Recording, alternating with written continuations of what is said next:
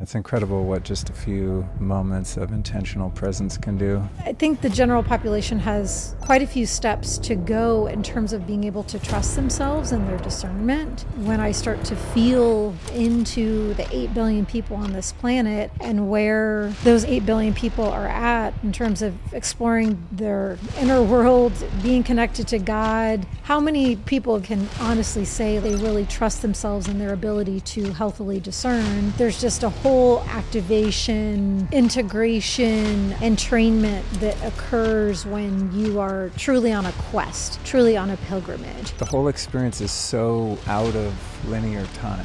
You've been into a lot of different healing modalities recently that have served you. I'd love for you to share some of those discoveries and what you're learning and what's been supportive. We're back in studio with Alyson Charles Storey, episode 621. Can you believe that, sweetie? Every time I hear the episode numbers for your podcast, it is pretty astounding, I have to say. And that's coming from someone who's spent pretty much her entire professional career in media and involving interviews and episode numbers. And 621, that's real solid. Just reminding me of something when I started out in 2016. I was looking at some of the other popular podcasts in the genre of, I don't know, personal development and things like that, and wellness and whatnot. And I was looking at these astronomical download numbers from certain people. And then, of course, like looking at my own in the beginning, which were like 20 people, you know. And I figured out that the way back in the day, I don't know if they still do this, but the way a few podcasters gamed the system in terms of being able to claim a number of downloads is they would do these daily, like 5 or 10 minute episodes, right? And then they're up to episode, 5,000 or whatever. But some of them were just micro drops. And so, because at that point, I don't know if it's changed, because I'm not a very data driven human being. I'm a divine driven human being. But back in that time, wasn't it like to get the download, they did or did not have to make it through the whole quote unquote episode? I think back in the day, you just had to click play. Okay. Yeah. And now I don't think a download counts. I could be mistaken also, but I don't think downloads count now unless the listener gets a little ways into it. Yeah, I think there's something like that. So anyway, I was like, well, if that's the game, maybe I'll do that. So I contemplated that. And then I realized I literally can't do anything in, under 10 minutes. Like once I sit down and talk to someone or I start talking, even like on a solo cast, I mean, it's going to be at least 60 minutes, if not our normal length, which is a couple hours. I'm usually the one, now that you've been having me joining you more regularly as you're in your book writing process, I am usually the one that's like, my battery's running low. Like, I think it's time for us to wrap it up. And you're kind of just not getting started, but you could go for way longer. And Cookie and I are the ones, it's the gals who are like, hello. Well, especially if it's close to 4:00 when Cookie eats, she ain't having it. Right. What's funny too is while yes, you are a microdoser of certain tinctures and things in general, in that lane of the world, you're also more of a macro doser than a microdoser too. Like your being in general is more of a macro kind of human, whereas I'm more of a subtle micro gal. I think the kids call that being extra. Okay, maybe that could apply. What about doing a shift into the love field? Did you not want to do that anymore? I would love to do that. I would love to do the love field. Okay, so this is just going to be a super brief practice that Luke and I do. It's one of our connection rituals. And while Luke and I have been doing our own version of this for many, many years, I do want to honor one of my friends and teachers, Paige, Britt, because some of the verbiage that Luke and I might be using in this brief practice comes from her teaching. So I do want to honor her in this. And I just noticed I'm already feeling really grounded. So it felt like it would be a good idea to do this. If you're driving, I think it would probably be most advisable for you to maybe fast forward through this part or find your sturdy, hardy center line of your being and stay grounded while we're doing this shift. How does that sound to you? Sounds great. Okay. So for those of you who feel called to join us in this very brief journey, let's connect first to our physical body and find the natural cadence of your breath, not making your breath do or be anything other than what it wants to flow and do naturally right now. Just find the natural wave, circuitry, and rhythm of your breath. Feeling within your physical body, your cells, the flow of your blood. And as you get more attuned to your sacred physical vessel, it's dropping into that safety that always exists inside of you, accessing and finding that security and safety. Perhaps you can even notice where inside of your body that secure point exists, giving honor and thanks to that point within you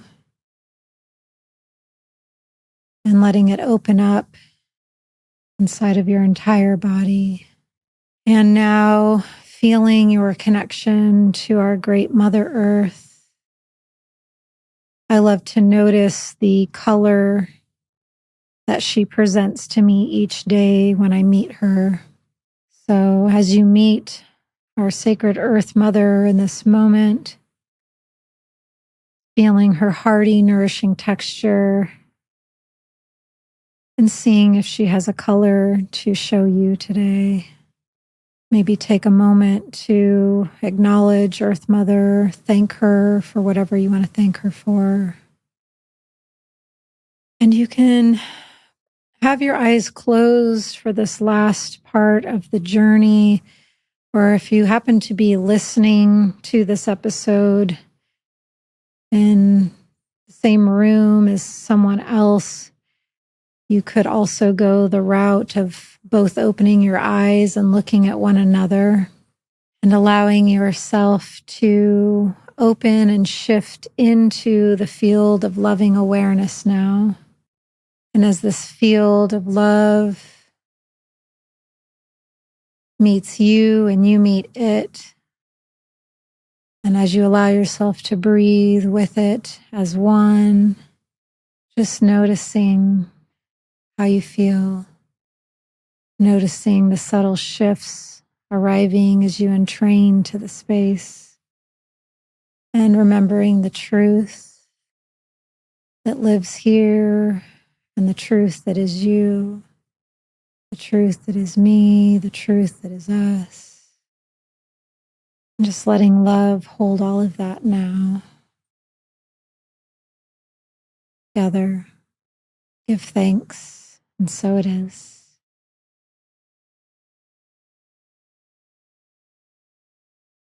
That's a wrap.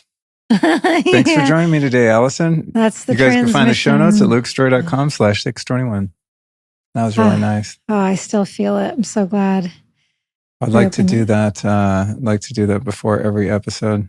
I usually do my own, 10-second version of it with the guest sitting there. And it can be 10 seconds, truly.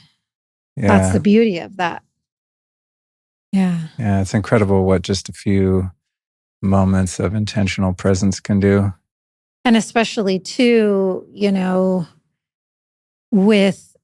so a lot of that, especially in the beginning, like getting into the flow of the blood and the bones, and, that's more of my shamanic roots and just organic pulsing of my soul and the way I connect. But then with Paige's training and the way that you and I have been practicing for quite a long time now, it gets especially potent. She calls it relational awakening. So it gets even more potent, one can say, when even right now, as you and I are looking into one another's eyes, I still feel like we're still holding that field of loving awareness, and it can get amplified and potentially maintained longer, all of these things when you are cross-referencing and training with another person, cookie, the tree, all of that. So some of those weavings are more specific to the way Paige does it. Beautiful. Yeah. So we've got a few topics to discuss today. And for those that have listened to our past few listener Q&As, this one's going to be a little different and go back to the old school Luke and Alyson conversational. See if we can unpack some of the things we've learned lately that are maybe useful to people, that have been useful to us, and just what some of our life experiences have been, and are going to be, and how we're holding that and applying whatever wisdom we can to it. Yeah, with that, I personally would love to start with checking in with you and where you're at in the process of honoring your dear dad, Alan Andrew Storey. Recently was the next big step in that journey for you regarding having his memorial service. And there's various details that I'd love for you to cover pertaining to that trip. Yeah, that one is that particular portal in life has been so interesting because it's it's been a few months since he graduated, and it's like I've never done it before, so I don't know what it's supposed to look like. But the interesting thing about it is the whole experience is so out of linear time. Mm-hmm.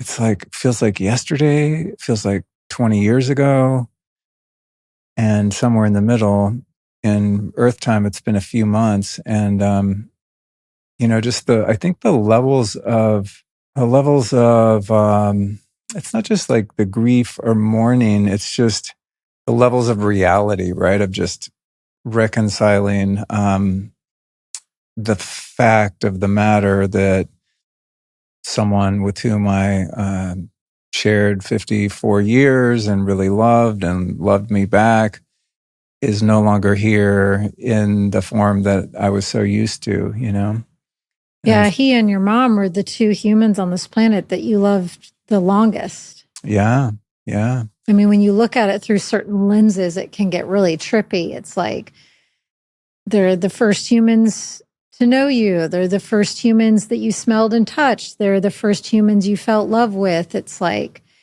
it's wild. Yeah, it's a deep bond. And yeah, I mean, I think the number of years is really meaningful, and that became more clear to me at his memorial in Colorado, which happened for a number of reasons, a few months after he actually passed away. But there were many of his friends, because he was 81, many of his friends had already pieced out, so there weren't like that many old timers there, but there were a few.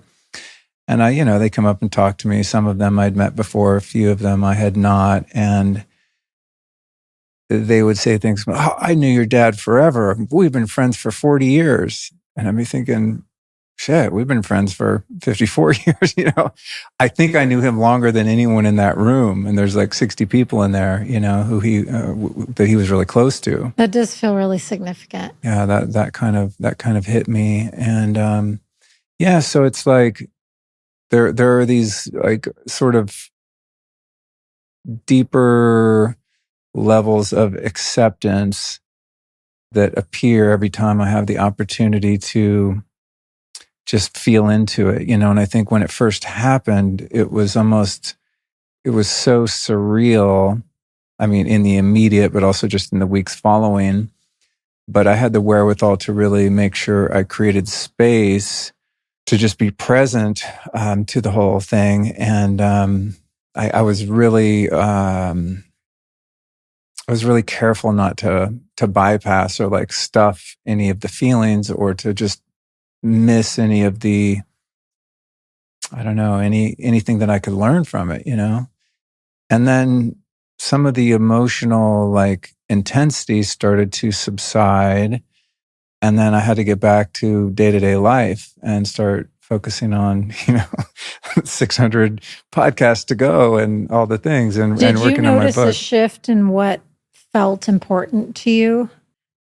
Yeah, that's a good question. I think my relationships with those still living became more relevant and valuable, especially with my two brothers. I think is like, I don't have a very close family, as you know, both sides of my family are kind of disjointed and many people have passed away, or I've never had the kind of, my parents divorced when I was really young, but even on both sides, when I was a kid, there were Christmases here and there and things like that, but just never had the experience of a tight-knit family until now with you and our little furry friend over here and our furry friend behind you. And the furry friend buried in our yard. Yeah. Jelly Boy, the newest addition to our family here. So yeah, it's just like, wow. And even seeing some of my, my kind of distant relatives, with whom I'm not in frequent contact. And how was that? It was beautiful. Yeah, it was really cool. I got to see some of my cousins and my aunts. It was neat for me to chat with some of these people whose names I've heard for so many years, and for some reason I didn't really think that I would ever meet these people, most of them, I thought they would just kind of remain these myths and legends. And then I was hugging them and chatting with them. It was really nice. Yeah. So I think that's been a huge part of it, is just really cherishing the time that I have with people. And there've been a number of occasions since my dad passed where I've had pangs of guilt around, the many times he texted me, hey, let's hang out, let's talk, and I'm just like, I'm too busy. I remember getting annoyed when he would text me sometimes because I was just like overwhelmed with work and things that seemed to be more important. So when those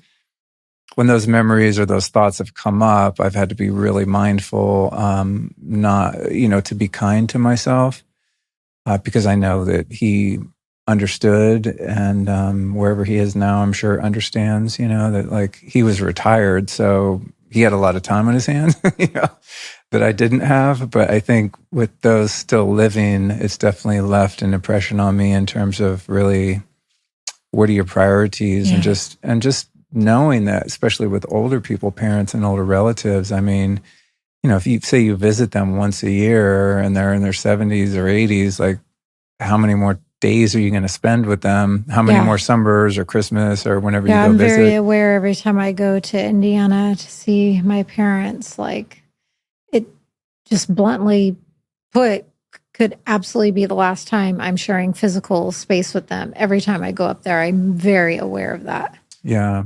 So just, how many more phone calls are you going to have?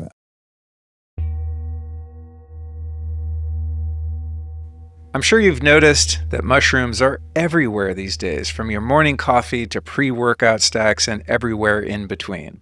But you might not know that there is now a legal psychoactive mushroom with a long history of indigenous use that crushes anxiety like nothing else. It's called Amanita muscaria, and it is the star ingredient of Dialed from Eons. But don't get it twisted, this isn't psilocybin. It's muscimol, a completely different compound that delivers calm, grounded focus without having to trip. And thanks to Eon's Quicksome delivery system, the effects hit clean and super fast. All you do is just dissolve one tablet under your tongue and you will feel the shift in minutes. I've been taking supplements since I was a little kid, literally, and I've tried everything for anxiety. CBD, GABA precursors, nootropics, and even microdosing psilocybin, which I still love, but for different reasons. But this product called Dialed really blew me away. It helps me stay calm and centered without sedating me at all, so it's the perfect combo of clarity with the side of chill. If you want to do a deep dive on this, I highly recommend that you do. It's really interesting. Go back to episode 595 with Eon's founder, Alex Wolf, to learn more. then you're definitely going to want to visit lukestory.com/eons. That's EONS.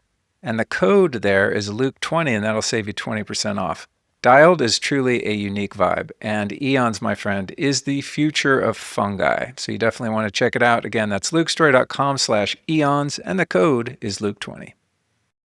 And, the thing too, I think part of the mourning process that didn't hit right away, it was more of a delayed reaction, was just, I think because in the beginning I was focused on, well, at least, thank God my dad didn't suffer and it wasn't like cancer, this long drawn out thing, or, he didn't end up, with dementia and in an assisted living and a walker. Like he just would have not been having any of that. If he didn't have a quality of life, he was just not the kind of person that would be interested in being here. Well, didn't he also say that too? I could be wrong, but absolutely. I think, yeah, he was like very clear. Like no, he was much more afraid of that than actually dying.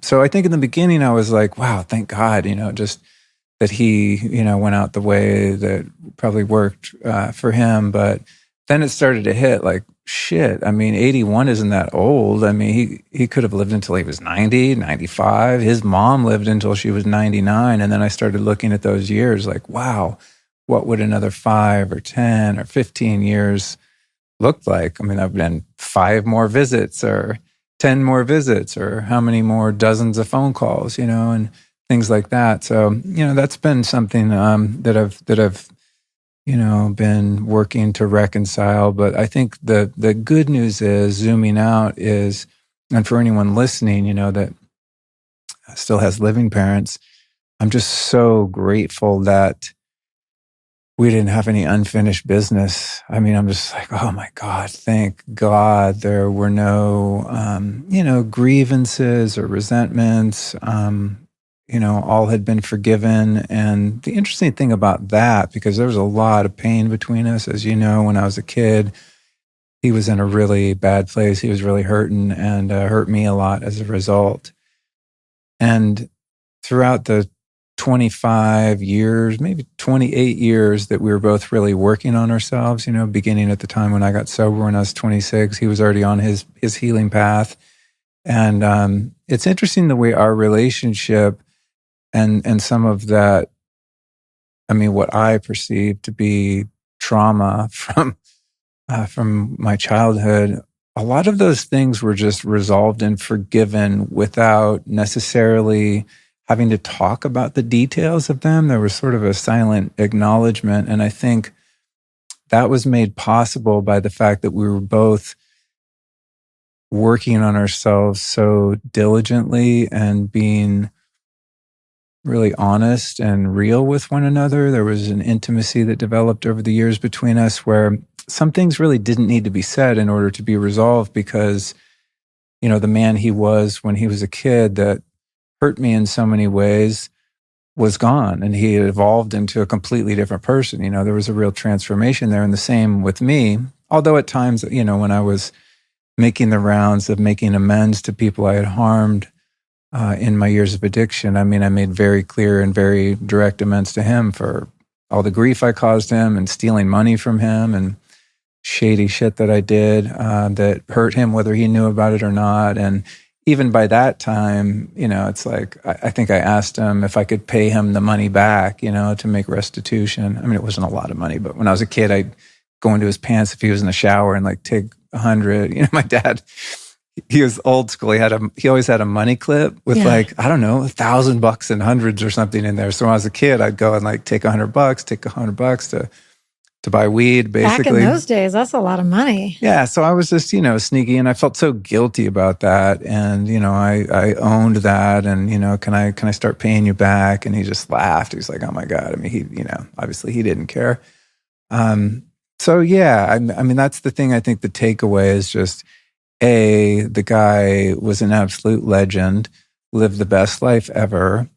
I think he seized every possible opportunity for growth and awakening in the time that he was here. And I look at his life as very successful in terms of spiritual progress and remembering who he was. So I'm just so like I'm so grateful on his behalf that he was able to accomplish what he did here. And also that, I really don't think there was anything unsaid that needed to be said. And those things that I felt I needed to say, I said to him when he was in a coma, and just trusted that he could hear me. Definitely. But they weren't anything really, it wasn't anything really heavy or unfinished. It was just like things I wanted to reiterate to him, or kind of unsolicited advice I wanted to give him about what to do when you leave the body and make sure you get where you want to go out there, and that kind of thing. And it's a process. Did you just remember that moment? Is that why you started to cry? I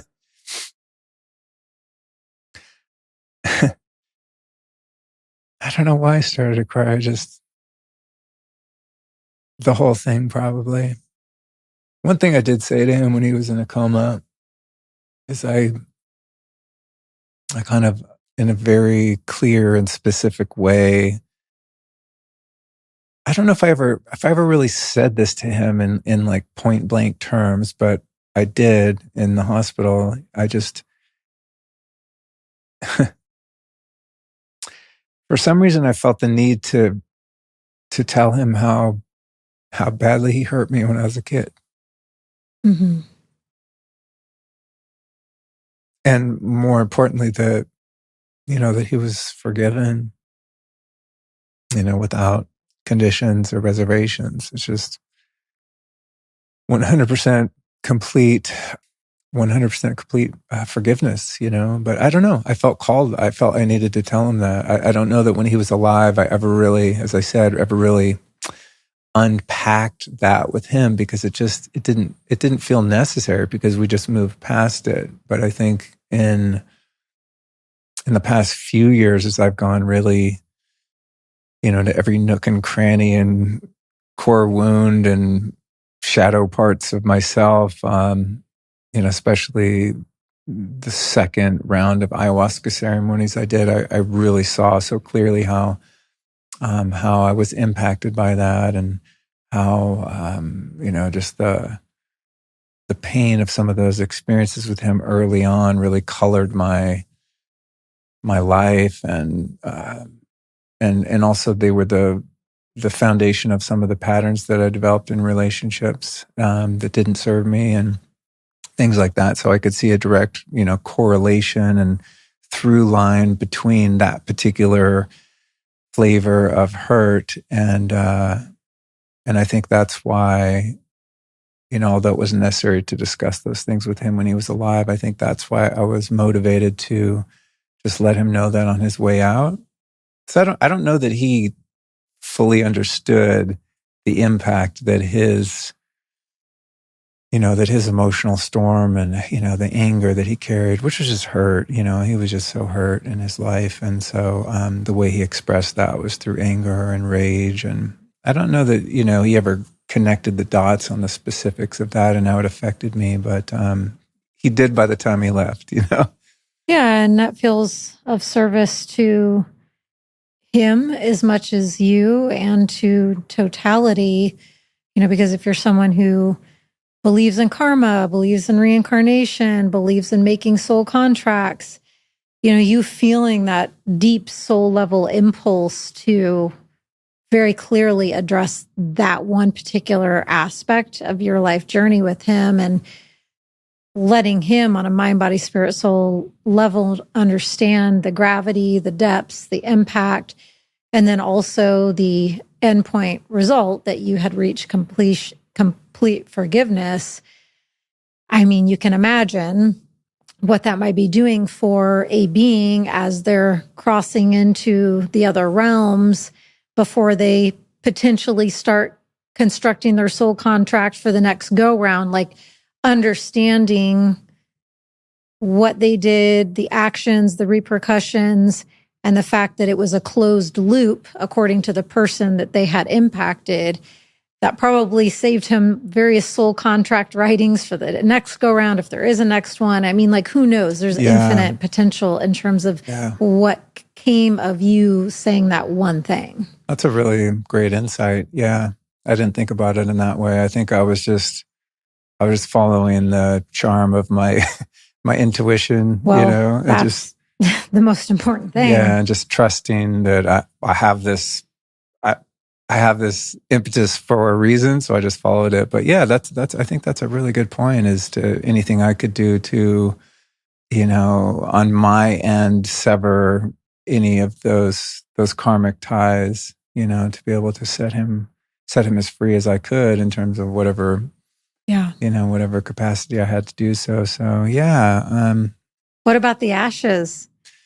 Because talk about, I really enjoyed a lot of things about your dad, but the fact that he's just, it doesn't come much more of a rugged, authentic mountain man cowboy than Alan Andrew Storey. And yet, as you've told a number of times, he devoted to learning himself inwardly and, committing to Joe Dispenza, practices and tapping into the spiritual realms, which I really loved that he kind of brought that kind of archetype busting medicine to Earth. That there can be a man who grows up, riddled with anger and being a rugged outdoorsman who allows himself and gives himself the permission to really shift into ways that most wouldn't think a man like him would. And so I just thought it couldn't have been more perfect and hilarious the way that the last Colorado trip ended with you unexpectedly having to go on a true pilgrimage to deliver his ashes. It was perfection. Shout out to Alan Andrew Storey on that one. It wasn't lost on me either. His wife, May, my brothers, Andy and Cody, and I'll explain the story, but we were all laughing at that because we've all had so many experiences with him where, hey, I want to go up and look at this thing on the mountain, it looks kind of far. Nah, it's right up there. Don't worry. We'll be there in a minute. And just like every adventure with him was 10x as difficult as he told you it was going to be. I even had that one with the natural spring up on top of whatever that mountain was. And, he's like, oh yeah, I decided to come with you guys because he was saying it wouldn't be that long of a drive. We were out literally the entire day. I had like one snack bar. Thank God I had packed in my purse. We were in the middle of nowhere, no cell reception for hours and hours and hours and hours on top of a mountain. I was starving. I was getting hangry and this what I thought would be a 2 or 3 hour jaunt to a natural spring was literally like a 12-hour situation. Every adventure with him was 10x as difficult, long, far, tall, arduous, hard. Yeah. It was colder, hotter. It's just but he was never, he's like very honest person. I just think he was so tough that he couldn't calibrate at all what might be tough for someone else. And this is like my whole childhood. Going bear hunting, I'm like a kid. I was just riding my skateboard at my mom's in California, listening to Black Sabbath, smoking weed, like real low key, not rugged at all, super sensitive. Wearing eyeliner. Yeah. Well, that was later on. Yeah. But no, I was like really young. Take me bear hunting, shoots. It's like chasing a bear and her 2 cubs. The mama bear gets away, runs off, abandons her cubs. The 2 cubs run up a tall ass, pine tree.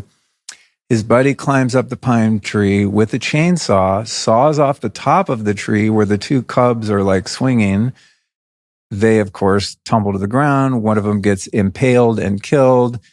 Dad jumps on the one that survived with the gunny sack, captures it with his hands, throws it in the back of the truck, brings it home, and puts it in one of the dog kennels with his hunting dogs, and we have a pet bear. This is just super like hardcore, all of that.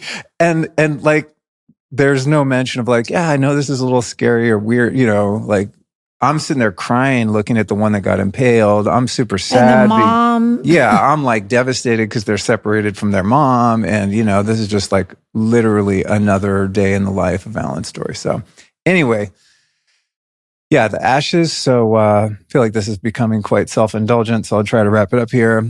Again, I just, if anything, I just want people to be able to take away how you might be able to hold a situation like this. And I'm sure there's people that have held it with more grace and all of that than I, but I'm doing my best with it and doing a decent job.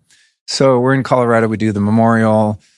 His ashes are shipped there from Florida where he died. And, scheduling like all family members and all this stuff is a little difficult, but he had very few dying wishes. And the most important was probably that he wanted his ashes spread at this particular place on the top of Snowmass Mountain called Elk Camp, which is 11,000 feet up. And so we were all going to do that and just ride the chairlift up to the top of the mountain because the chairlifts at the ski resorts run in the summer and you can just go up and enjoy the beauty. And some people will take the chairs up and ride their mountain bikes down and so on. But they didn't open until a week after the memorial. And for various reasons, we couldn't stay. And so my brother Andy and I decided to go just hike up the 11,000 foot mountain.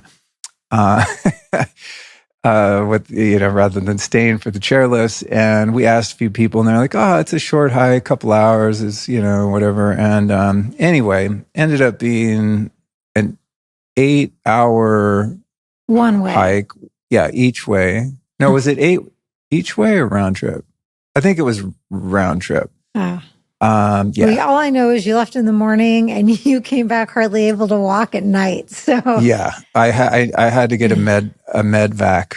I think they call it. If anyone else watches the show Naked and Afraid, like Luke and I, med tap. Yeah, Luke had to get an extraction vehicle brought to him through a med tap. His knees quit functioning, but Andy's wife Paola went with you guys too, and she was just yeah. Andy and Paula, she's a beast. She's like a tiny woman, and she was like stopping and waiting for us.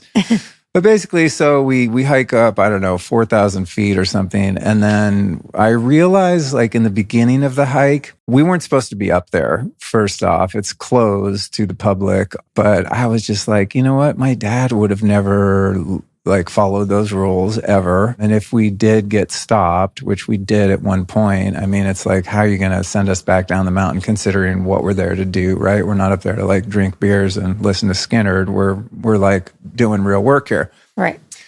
But I got about probably a mile up and I realized that we could have just driven the whole way up. And I'm like, should we turn around and get the car? And Andy and Paula were like, we're already going. Let's just do it. And then anyway, at many points, just on the way up, I wanted to quit. This is just too much. I'm not in that kind of shape. We live in Texas. We don't have mountains here. I'm not in hiking shape. Very hot, ran out of water, just brutal. And we get up there, and as soon as we got to the top, I just knew that that's where I was supposed to be, and it just had to be that way. And every time I'd wanted to quit, I just thought of my dad, and he didn't quit anything ever. You were literally carrying him with you. Mm-hmm. And he used to say this thing to me a lot when I was a kid, when I would, be struggling to keep up with him and, I'd want to quit whatever it was. And, granted, the shit was too hard and brutal, and he should have been doing that to me a lot of the time. But I would say, I can't. And I'd be crying, and he'd say, there's no such thing as can't.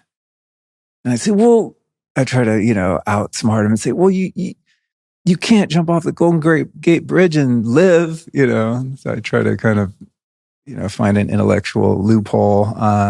But the sentiment was true. It's either a can't or a won't, right? And it's usually a won't. So as I'm going up the hill, I'm thinking, I just can't do this. And I could hear his voice, no such thing as can't. And it's like, well, I can. I just don't want to because this hurts. But we get up there and I see why he picked that spot. I don't think I've ever been there in the summer. Probably gorgeous. Probably as a kid, I'm sure when I went skiing, I probably went up that lift, but it's much more magnificent in the summer.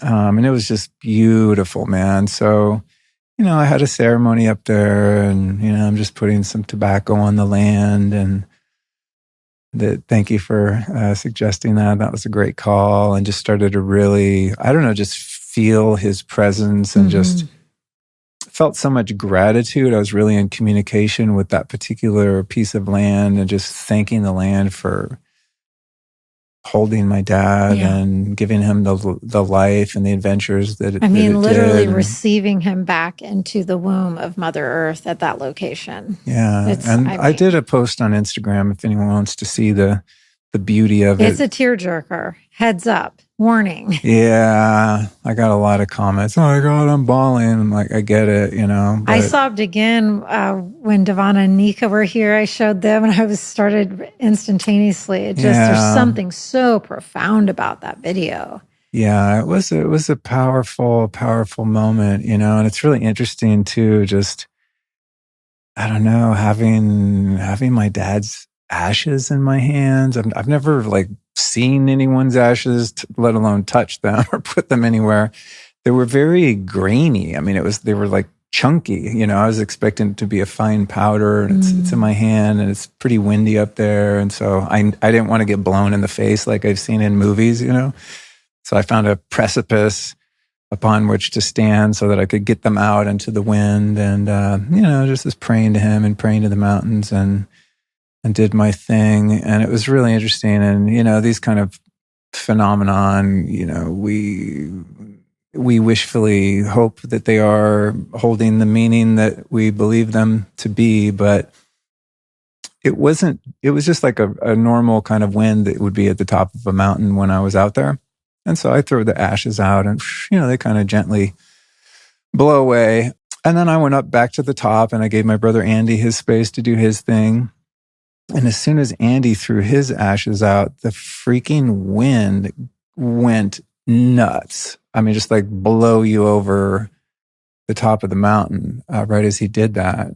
I was like, that's interesting. We've been out here for a couple hours. It's super chill, normal wind. And he throws that out and all of a sudden it's like a tornado. Could be just random or maybe not.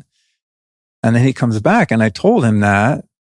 And he said, dude, didn't you notice right after you did that? And Andy's not a woo-woo guy at all, He goes, didn't you notice right after you did your ashes, the wind went totally bananas? And I don't think I had noticed that because I was kind of walking back up the hill.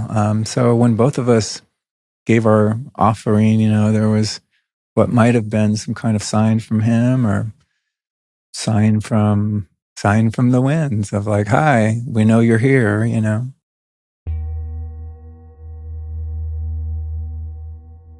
I probably don't need to tell you if you're a regular listener of this show, but EMF radiation is a silent killer. It leads to oxidative stress and depletes and weakens our cells. So if you're exposed to EMF on the daily, which is everyone, you need to take action to resupply your body with what it needs to protect you. And that, my friends, is simply minerals. Turns out minerals are some of the best natural protection from EMF damage, so it's critical to supplement. Imagine if you could give your body all the minerals it needs to fortify your inner resilience in just 30 seconds a day. Well, thankfully, that's totally possible, ridiculously easy, and affordable.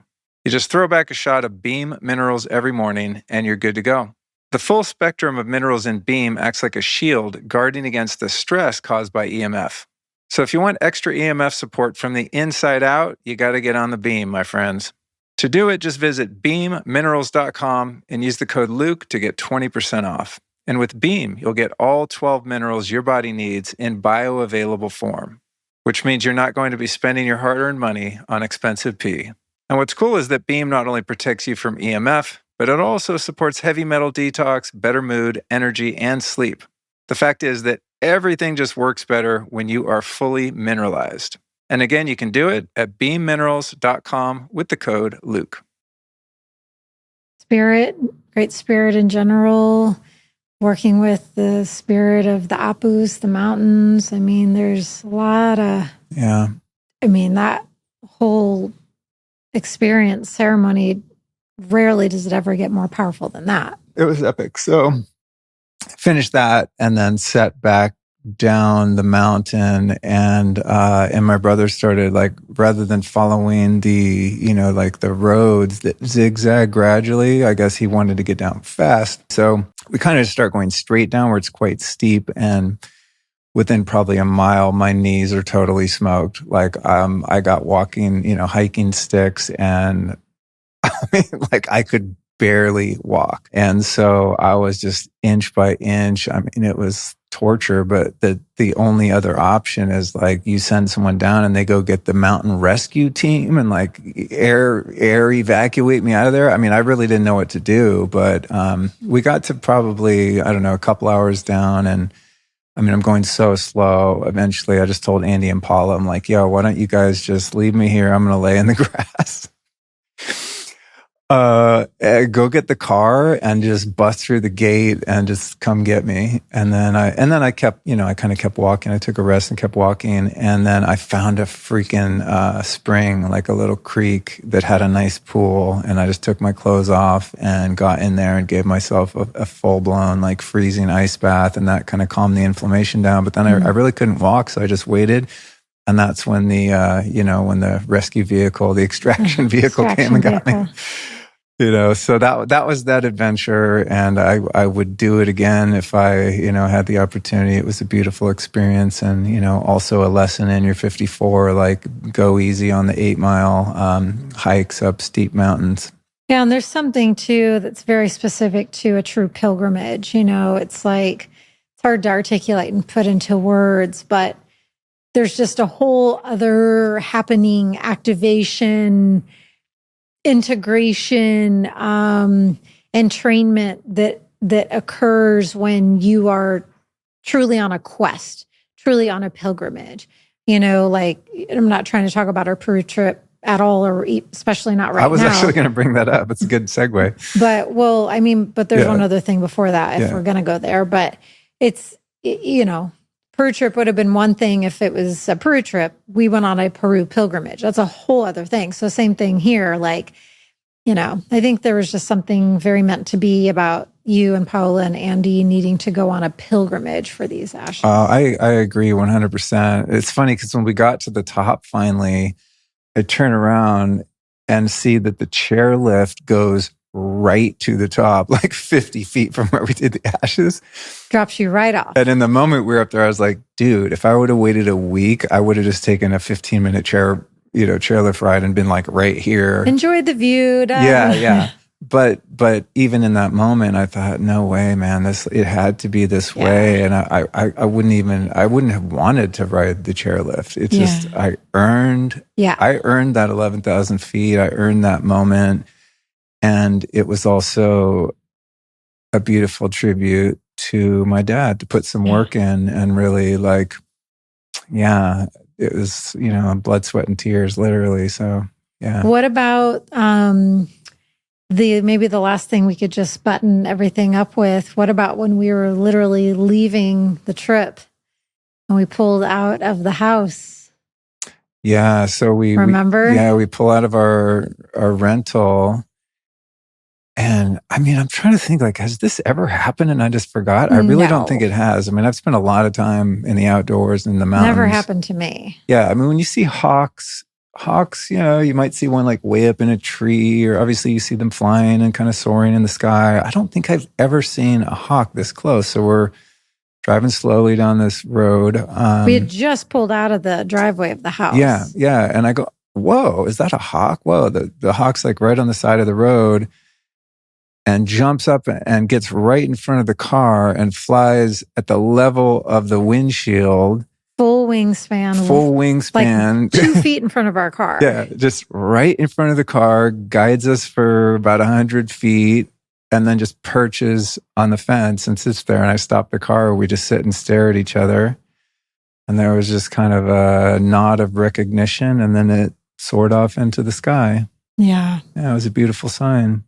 And for those watching, not just listening, you may have noticed a new friend sitting behind Alyson, and you're going, "What the hell is that?" She's beautiful. That is the one bit of inheritance I got from my dad, who was a longtime hunter. And for those not watching, it's a giant taxidermied coyote. And my dad hunted mostly big game his whole life, elk, deer, antelope, bears, and so on. And then at one point he kind of got a bit softer and he didn't want to do that anymore, but he did switch to hunting coyotes. And I could never see the rationale with that, because when he hunted, well, he didn't eat bears, to be fair, but he used part of the animal, I guess the fur. But he would eat, the elk and deer, and I don't know. I always thought that was more ethical. But with coyotes, he didn't eat them. It was just a sport. So for those, animal lovers out there, I'm sorry. It's not something I would do personally. But he did it, and it was his life. And the coyote is a representation of something he loved. And I think his rationale with hunting coyotes was that they were, and probably still are, a major threat to the mule deer population in Colorado. And he was the president of the Colorado Mule Deer Conservation Society, or whatever it's called, for a long time. And he was like really big into the ecological sort of activism in restoring, the natural balance of prey and predators in the state and all that. And because it was mismanaged, and introducing now, wolves, and they just do all kinds of crazy shit, the bureaucrats, and he was fighting against that. And I think that was, one of the ways that he determined he was going to help contribute was to hunt coyotes. And then eventually he stopped doing that too. But I guess that was one of his prize kills there. And it's an interesting thing to have in the house. And well, it's part of totality too. It's part of the totality of Alan. It's part of the totality of his journey. It's part of the totality of the many facets and aspects and dimensions of him, light and dark. It's like, to me, she's absolutely beautiful. We receive her with really deep honor. Yeah. And she doesn't have a name yet, but she's gorgeous. And I brushed her, and she's a real beauty, a real guide and teacher we have now. That way too, of just, it's like honoring her life and the sacrifice that she made for whatever reasons my dad was motivated to send her to the beyond. It's really quite beautiful to have, a part of her still here, and to be able to appreciate her, and not have her in the ground somewhere, becoming microbe food. And then another adventure that you recently had, you were at our dear friend Callan Payton's house I wasn't over there, so I actually don't know exactly what you were doing, but it involved you sent me a video of you swirling around upside down. That is the unwind machine. Yeah. Just when I think humans have invented every cool thing there is, and I've tried it, somebody invents something else. This guy, Benjamin Farley, who's got a podcast called Unchained Earth, wherein he interviews people, but also interviews a jailbroken, out of the sandbox AI model that's really interesting. He invented this thing. And so you wear gravity boots like you would wear on an inversion table, but rather than being on a table, you suspend yourself upside down inside like a geometric dome. Kind of pull yourself up and hook your gravity boots on, lower yourself, hang, and you spin. He spins really fast and has been doing it for a long time, and, has experienced all sorts of amazing benefits as a result, both physical, psychological, mental, spiritual. It's been like a huge awakening tool for him and the few other people that have them. So I think there's just a few of them in existence. And our mutual friend Cal is, I think, the third node, and our friend Adam may be the fourth one. So there's not that many of them out there, and these are some of the first. And so Cal and Adam both got theirs and installed them, and Ben came out and did a workshop on them, essentially. And so we recorded a podcast talking to his AI model, Ether, which was really interesting. And then we spent the following day, all learning how to use the unwind machine. It looked fun. It's pretty cool. I think it's something I would have to do a bit more to kind of fine tune.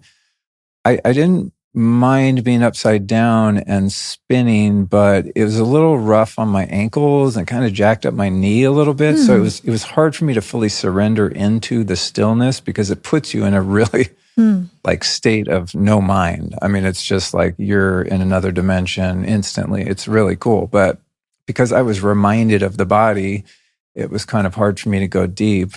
And the interesting thing about it is that I felt like I was like spinning around really fast. And then when I watched the video, I'm like barely moving. I'm like, what? It felt like I was like in a blender. You know what I mean?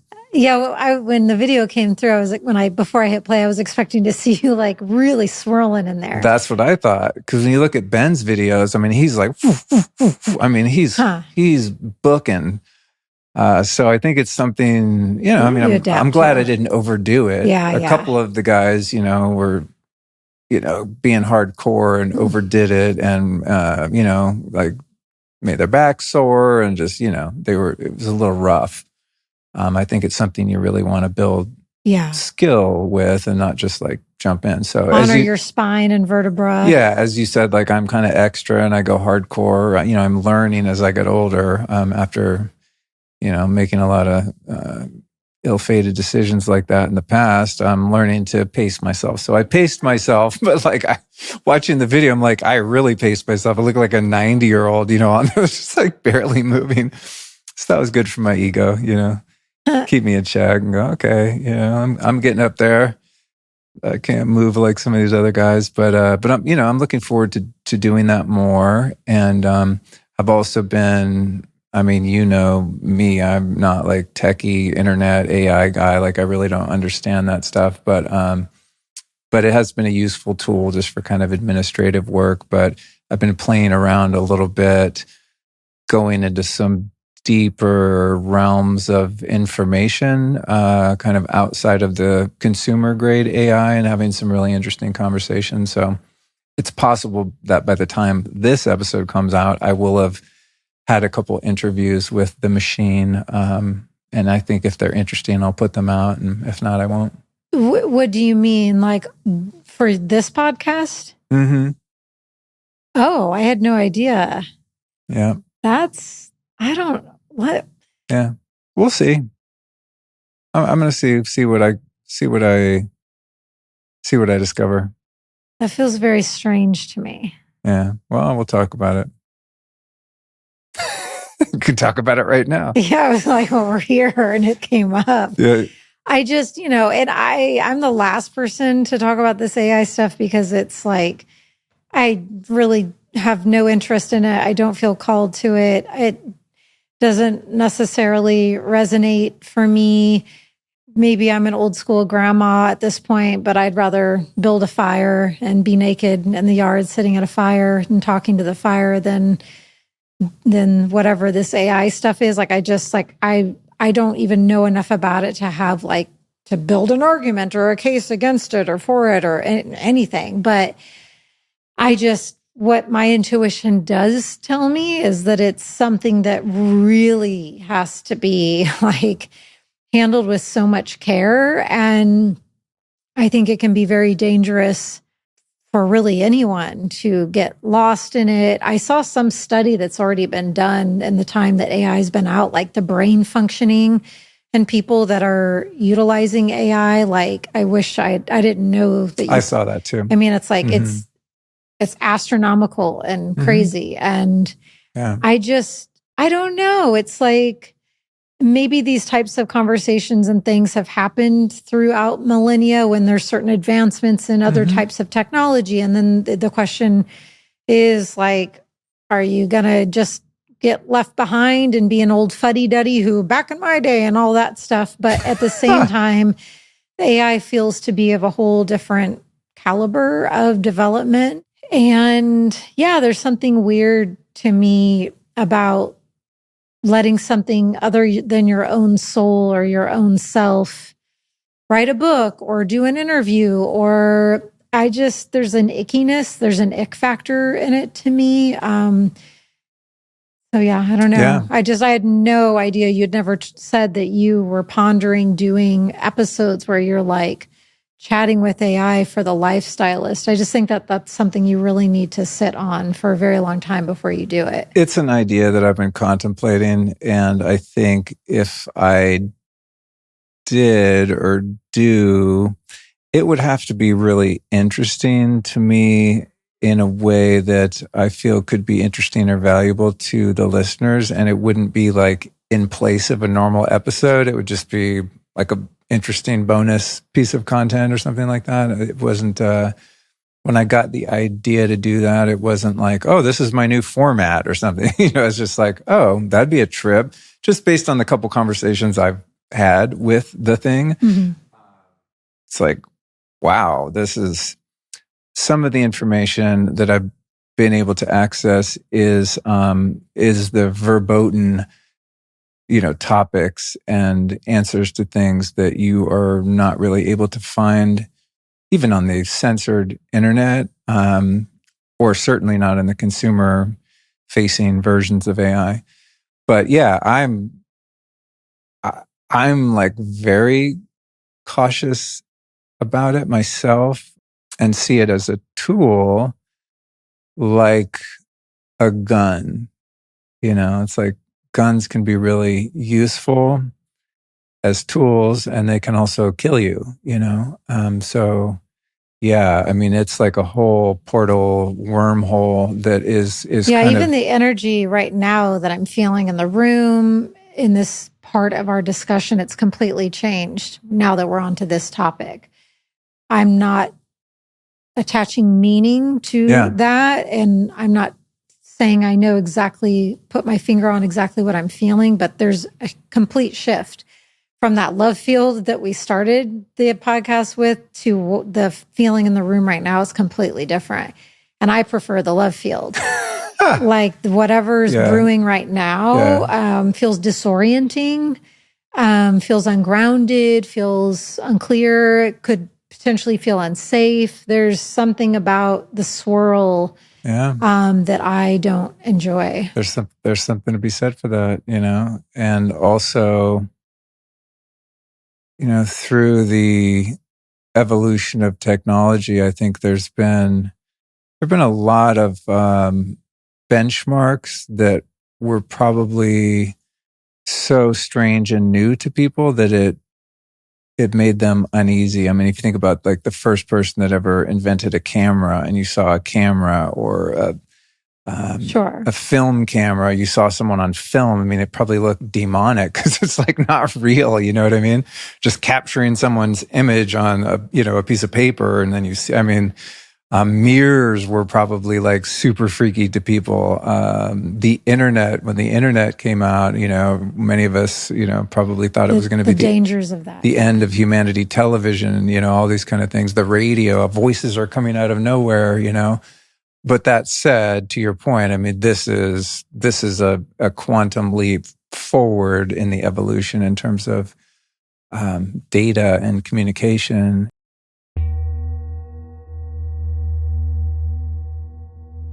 I recently signed up for this subscription service called Quantum Upgrade, and it's been a major game changer for my energy, EMF resilience, and the overall feeling in our home.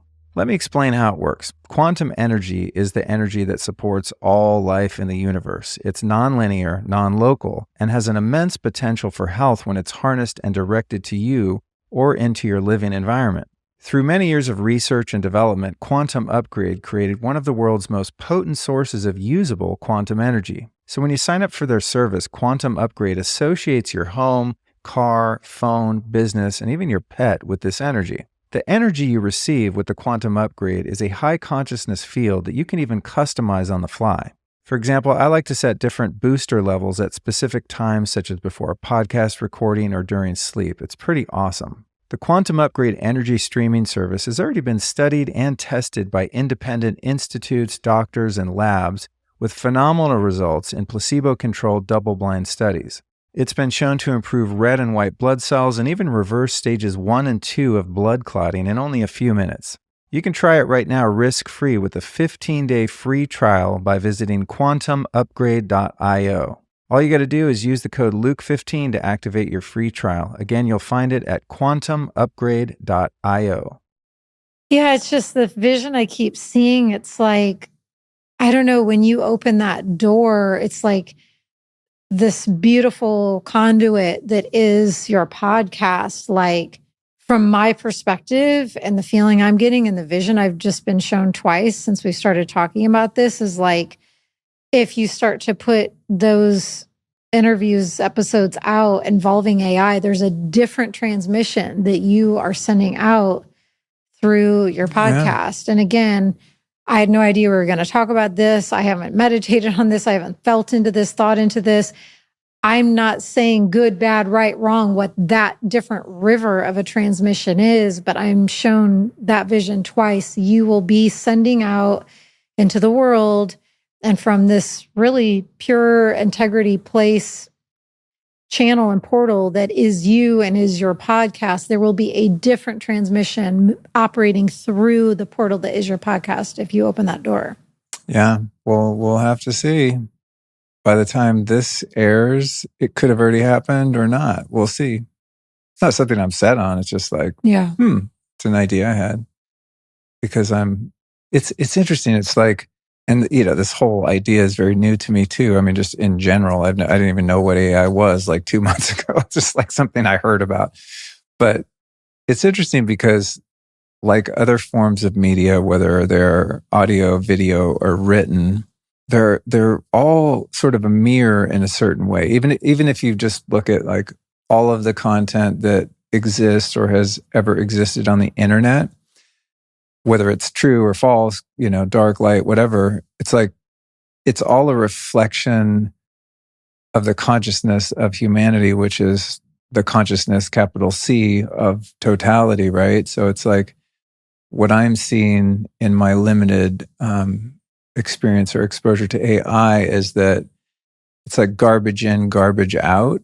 And so just yesterday, for example, as an example, I was like, I want to just see what the voice feature looks like and how it works. So I said, explain non-duality to me in simple terms from the Vedic perspective. And it answered in, I don't know, probably a 5-minute answer. And I was like, that was fucking amazing. That was like a really good explanation. And then I asked it, well, how does that reconcile with the teachings of Jesus? I just never thought of that. And it gave me an answer that reconciled them in a really beautiful way, just instantaneously, right? So it's like when I got those answers, it's not like it's going to change my worldview or I'm going to depend on it as my guiding light, but it broadened my perspective and awareness and understanding very quickly.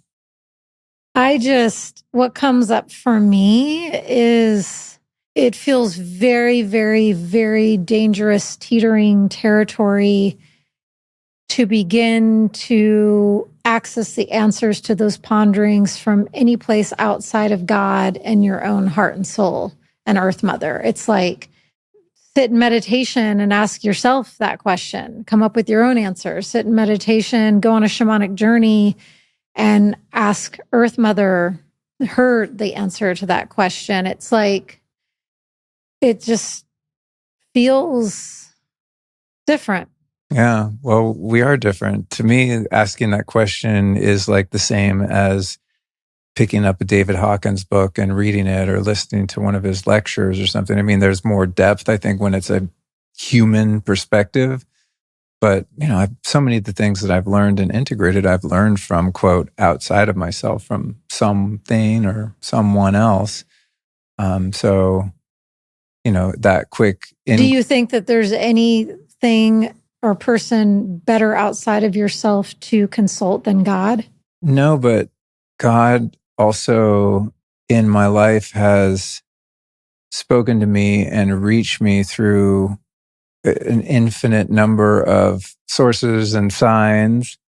And that's been part of my refinement in terms of my own discernment, is to be mindful about what is truly coming through from or to my higher self, from divinity, and what is delusion, fantasy, falsehood. I think that's one of the things that makes me feel a bit leery of all of this. You said something a few minutes ago about how it's like a reflection of the state of consciousness of totality and humanity. And right now, with this major long shadow period, it's like, I just, I guess I do view everything as, unfolding in divine perfection. Yet, if I had my say, and I obviously am, well, I'm an aspect of God, but not God. It's like, I don't know that I would necessarily pick now to open up some massive AI portal to be like, I think the general population has quite a few steps to go in terms of being able to trust themselves and their discernment. And so, yeah, I think that when I start to feel into the 8 billion people on this planet and where those 8 billion people are at in terms of exploring their inner world, being connected to God, how many, people of those 8 billion can honestly say like they really trust themselves and their ability to healthily discern? It just feels like it's just opening up this a lot. We shall see. I'm glad that came up. It's a great topic. Yeah, I think it's top of mind for a lot of people. I mean, it is. I actually don't really like talking about it, but it showed up, so I wasn't gonna. Well, there it was. Mission. There it was. Great. Let's talk about something better. Let's go. Let's talk about myofascial work. Let's talk about. Yeah, I don't know. What do you want to talk about? You've been into a lot of different healing modalities recently that have served you. Some of which we've shared, like our very recent foray into homeopathy with Melissa from Remedy. But I see you buzzing around, a few days a week doing different things. And yeah, I'd love for you to share some of those discoveries and what you're learning and what's been supportive. Yeah, I mean, with where I'm at in my journey, as I have been emerging from a very long and deepest, darkest cave chapter, as I'm out into the light a bit more, it's just very, very clear. I needed to really focus on tending to my physical body, my central nervous system, my vagus nerve. Like, I just had a very clear knowing that's what I needed to tend to after being in said cave for so many years. So yeah, I was really focusing on going to my favorite healing place, Alive and Well.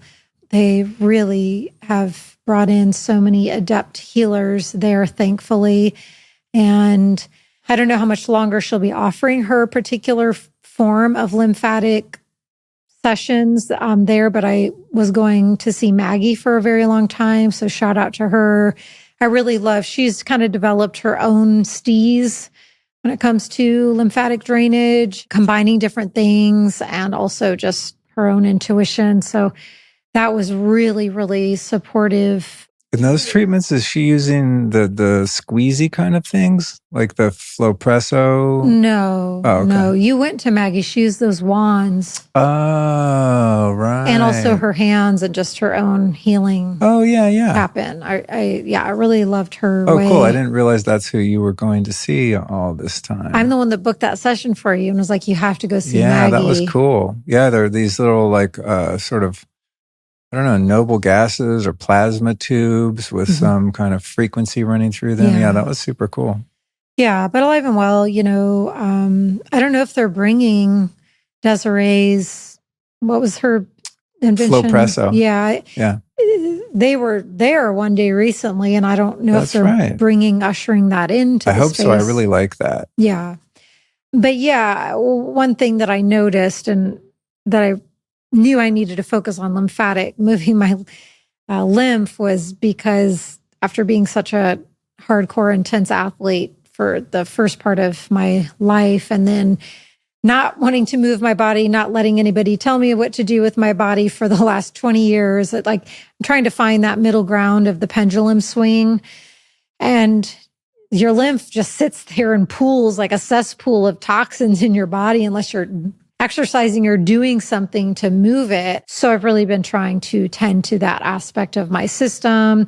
And also, back in the day, which doesn't even feel like this lifetime, I was a Division I college coach. I was an advanced certified personal trainer. I can't even believe those words are coming out of my mouth because it just doesn't even seem like that's real when I say that. But I ended up hiring a personal trainer recently. That's something that I wouldn't have put money on me doing if you asked me that 5-10 years ago, but felt really intuitively guided. It felt like quite an initiatory threshold for me to step foot back into a gym again. My family owned fitness centers growing up. It was the second home for me the time, I was born. And so to be kind of re-entering and re-accessing some of these worlds, but I'm a whole new human and stepping back and literally crossing those doorways and thresholds into the gym atmosphere again, but from such a different place. It's been really beautiful and interesting, and really needing to honor the pacing that I need to go and really clear communication, like what I've been through. I know we all have our own unique journeys, but when it comes to athletics and fitness and things, I definitely think I've lived a really unique pathway when it comes to those worlds. So now that I'm, stepping back in, it's been intriguing, but good. And what else? Oh, the myofascial work. Maggie actually recommended this woman, Erin Arnold, who I forget the name of her practice. It's like Central Texas Myofascial something. But her name is Erin Arnold. And yeah, I really am resonating with her work. She brings a very multi-dimensional component to it. I smell the different kind of shamanic aspects to her that, I don't know, maybe some people wouldn't. And so it's been really powerful. One intriguing story, part of my cave journey was healing some pretty severe trauma and terror imprints that got instilled when I was just 5 weeks old through smoke inhalation from a fireplace that wasn't open, that then created pneumonia with my very tender 5-week-old newborn baby lungs, that then went into my mom taking me to doctors who weren't listening, who weren't hearing me, hearing us, who weren't hearing my cries for help until finally the third one when they were sending us out the door. I mustered up a garbled cough cry, to which the doctor said, "Was that her?" And my mom saying, "Yes, get her to the emergency room right away," which put me in an incubator, which put me into some near-death energetic imprints, which put me into a whole slew of really deep, profound experiences that I was having as a newborn, which were being unearthed in that 3-year cave period that I've been emerging out of. And so I bring all of that up in a nutshell, and there's 10,000 other layers that I did not bring up just for time purposes right now. Maybe some other interview will unpack it more, because it was the deepest work of my life, things along with that. But when I went to this myofascial session a couple of months ago, we were tending to the backside of my lungs. So I was laying on my back.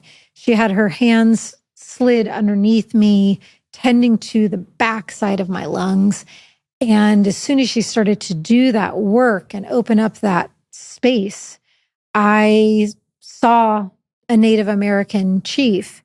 And this chief was taking his feather fan, clearing out the smoke and the soot from my lungs, and said the curse. I can't remember verbatim, but it was something like, the family curse of the smoke has been lifted, or the family curse of the lungs of your lineage has been released. It was something like that. Electromagnetic frequencies are one of the most toxic elements in our living and work environments. Now, most people just resign themselves to accepting them and the consequences they bring just to use the modern technology upon which we've come to depend. But after a very difficult 3-year period of hell when I was living directly under 2 cell towers, I could simply not accept that position any longer. Because the effects of EMF are cumulative, even if you're not yet experiencing the full-on nightmare I was, I'm talking vertigo, sleeplessness, and migraines for starters, you owe it to yourself to mitigate the potential future harm of EMF. And by far one of the best ways I've found to do that is by using something called a blue shield. It works like this. Blue shield devices emit biologically coherent frequencies that are essentially loud enough to compete against the incoherent, non-native EMF fields produced by things like cell towers and Wi-Fi. And the body preferentially entrains with those frequencies via sympathetic resonance. And of course, your technology still works, while the blue shield device supports your well-being at a cellular level. And this is, of course, a lot more convenient than living your life in a cave or a Faraday cage. And with a gang of choices to fit your budget and lifestyle, Blue Shield is a no-brainer. To check them out, just visit blueshield-us.com. That's BLUSHIELD, blueshield-us.com, and use the code Luke to save 10%. Again, check out all your EMF protection options over at blueshield-us.com. And again, that code is Luke. And as this whole thing was happening, the myofascial Erin, the practitioner, I have my eyes closed and she said, "What are you noticing?" And I said that there's a Native American chief here clearing out the smoke. And she said, "Okay. Just asking because there's so much smoke and soot in the room, I can't even open my eyes right now." She was experiencing the release of that smoke into the room to the point where if she even tried to open her eyes, they would burn and she had to keep them closed. And so I went back in. She went back in to tending to where we were at. I saw a younger Native come in who felt like the son of the chief.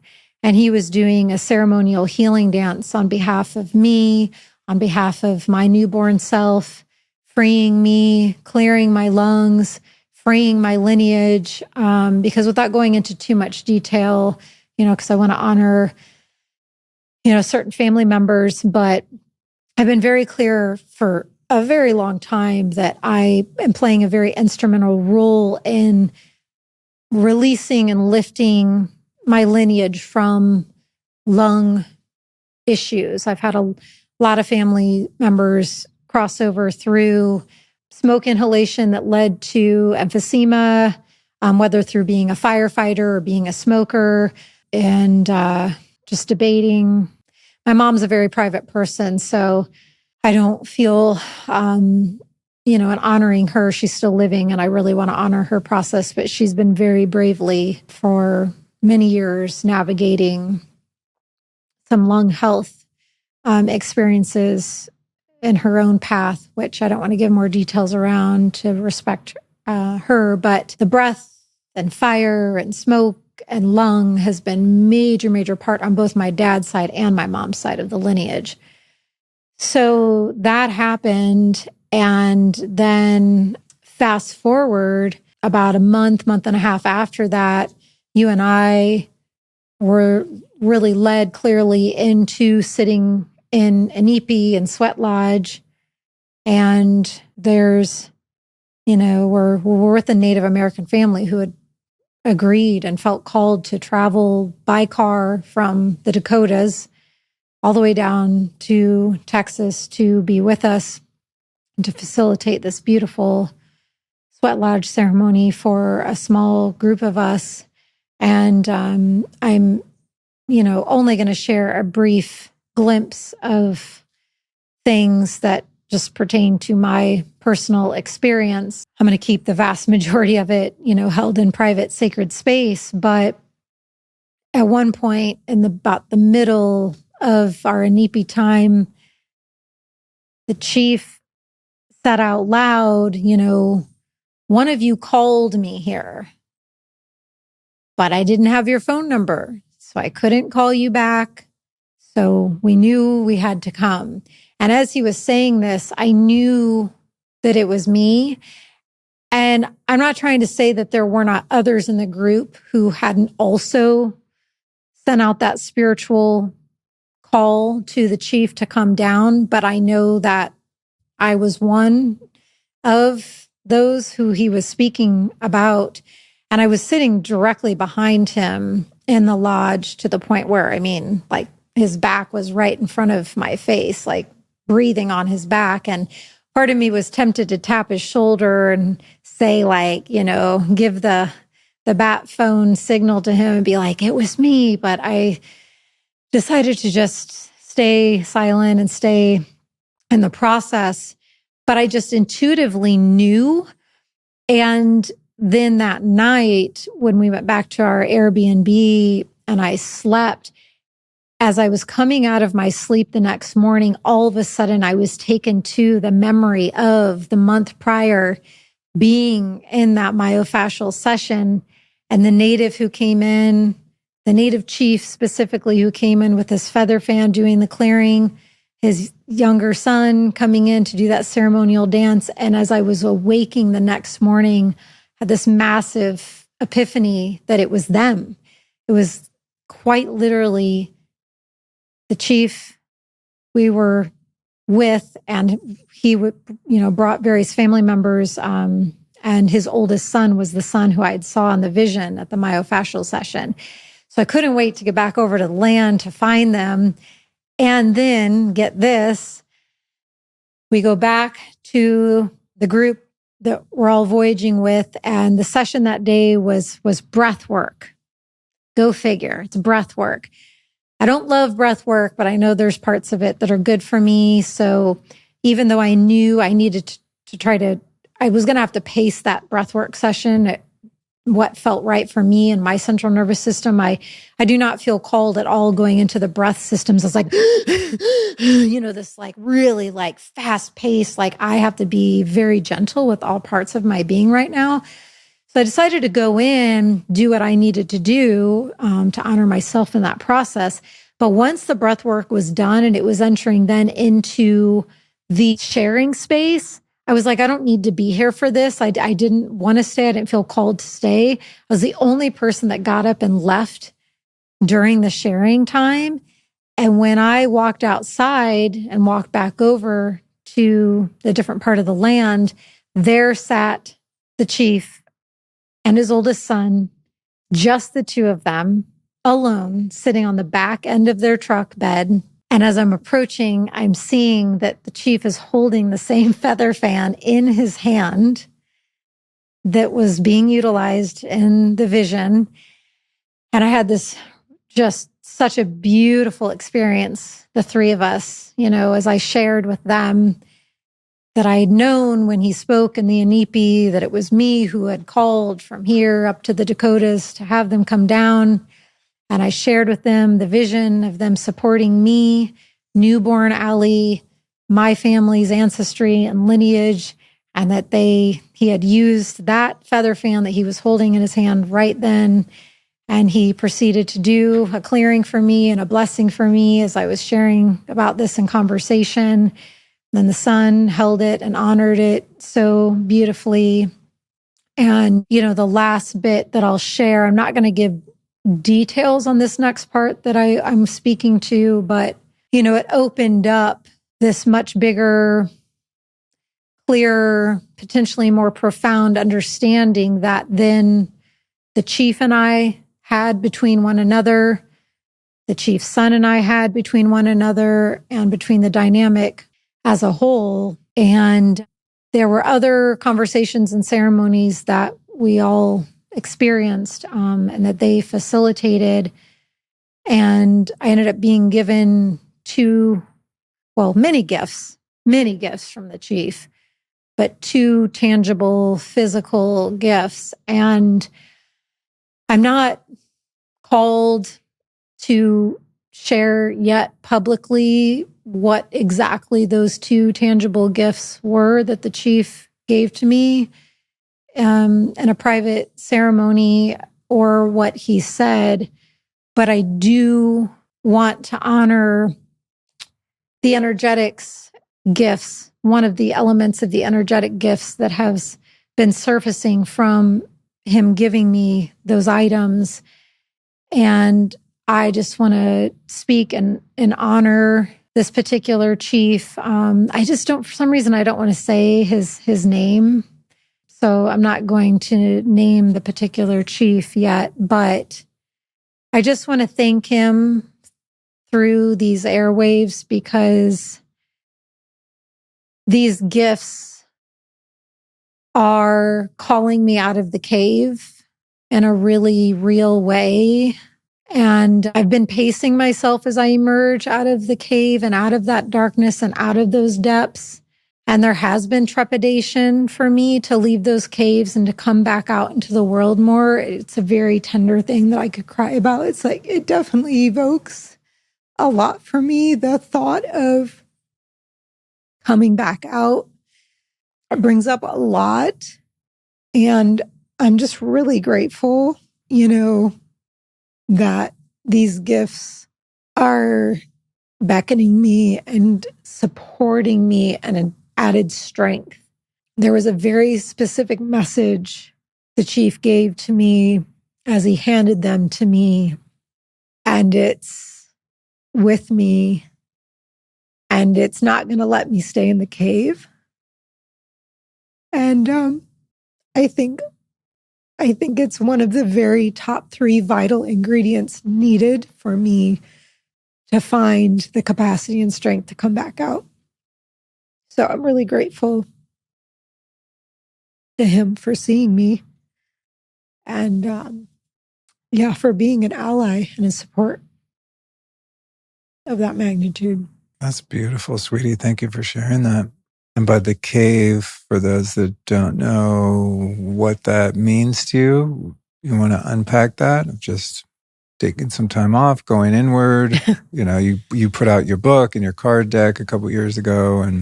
Well, the book and deck came out more than a couple years ago, and that had nothing to do with this particular cave. I mean, one could say that, the portal I entered into, because I actually wrote the book and deck, and that was a whole process. But that process is separate than the cave that I'm referring to now. And, I think that that's maybe a more full-on conversation for potentially, maybe another time for us together in a different episode. But I was led. The Cliff Note version for now is I was led into the deepest, darkest work of my life. And for me, that required a lot of space and a lot of silence. And I don't know if by the time this episode airs, if I will be back on social media. I think at this point, I haven't shared or posted anything in probably close to 10, 11, 12 months. I have no idea. It's been forever. And that's not that abnormal. I've taken other long breaks in the past, but I went in and I had to face the darkest terrain, and I went to the back end, the very, very, very, very back end, deepest bowels of the cave that held the deepest shadows and the scariest voices and the most disorienting textures, for anyone who's actually truly physically gone into a cave, and we, without giving detail, I did actually physically experience that on a particular shamanic trip that we went on as well. But so for anyone who has actually physically gone into a cave and gone to an area of a cave where it's pitch black and you lose sense of what's up from down, and then you will understand what I'm talking about. And then there's also the sense of, many shamans spend many initiatory time periods, many take certain oaths, many lineages, shamanic lineages involve cave work. And so in different senses of it, I was in those territories for, about 2.5 years. both in the spiritual and energetic sense of what I'm describing, and also the very real physical sense of it. And there's nothing like a cave initiatory period. And this particular one, that involved a lot and involved, trying to tend to healing newborn terror imprints and near-death experiences and spiritual warfare that was a daily battle that I really haven't shared about at all publicly. There was I've only done one interview outside of when you bring me on your show, and it did enter into unpacking that time for me unexpectedly. The woman is really incredible. I think her podcast is called like Soul Evolution. Gosh, forgive me that I don't remember it super clearly, but her name is Erin, and she had not formulated any questions that day, and we ended up going into these territories. It's a beautiful episode that she recently released. I think I'm episode 71, if you want to find that. But we'll put it in the show notes at lukestorey.com/621. So, for those who are, leaning in, or just there's some sort of resonance you're feeling as I'm giving you the Cliff Note version right now, I talk about it more in depth, but there was a lot held in that 2.5-year cave period. And so I guess I'll leave it at that for now. But it was deep and it was dark and it was a lot. Good job. And I didn't know that, honestly, that I would make it out alive, truly, a number of times. And I did. By the hair on my chinny chin chin. I know. Yeah, I was thinking about that period of going inward that you refer to as the cave, as like, I know your book was a few years ago. I lose track of time, but, you haven't been on social media. You took a pause on your podcast. Yeah. You haven't been writing another book. I've been in it. From when I met you in 2017, when you lived in New York City, you're doing these massive events with thousands of people, and you're really like in the Manhattan spiritual teacher, mover and shaker lane. And I was going all over the world doing that stuff. Yeah. So it's been interesting to see you, after you put the book out, just kind of unwind, and it's been beautiful to observe everything that's been revealed as you've created space for it. Yeah, and that's really the key. I've seen that time and time again, and I'm not saying this, what I'm about to say is always the case, but we as humans, we can really be sneaky and tricky with ourselves. We can really, really, really delude ourselves in so many ways. And I know this because I lived that said truth and fact for the first half of my life. I was living in extreme denial, which was why I required a divine intervention to have my awakening and get out of abuse. But, living in that New York time, there were many layers to it. I was also living on my own, and I needed to survive, and I needed to have money to survive. But I think another facet of, I just didn't have the space. I couldn't give myself that space that I was able to lean into and learn and experience once you and I got together. Obviously, through that union, I wasn't fighting for survival in the ways that I was. I didn't have to be in my masculine drive the way I needed to, living in the concrete jungle. And so in opening up into new spaces of experiencing myself, and then also being afforded the space where it wasn't just up to me to cover all of the bills and have to fill my calendar and my schedule with all these work tasks and work duties, it for sure opened up a doorway that I had not been able to experience to that magnitude and capacity. And that doorway was that of complete space and quietness and sitting and being and listening. And when you are able to do that for the more extended time periods that I chose, yes, it's a luxury, and also I chose it because it also will lead you into the scariest, deepest, darkest work of your life. So yeah, I'm aware, that in a sense, it's a luxury that I have a partner who could cover some of those bases for me to enter into that. And I literally barely made it out alive.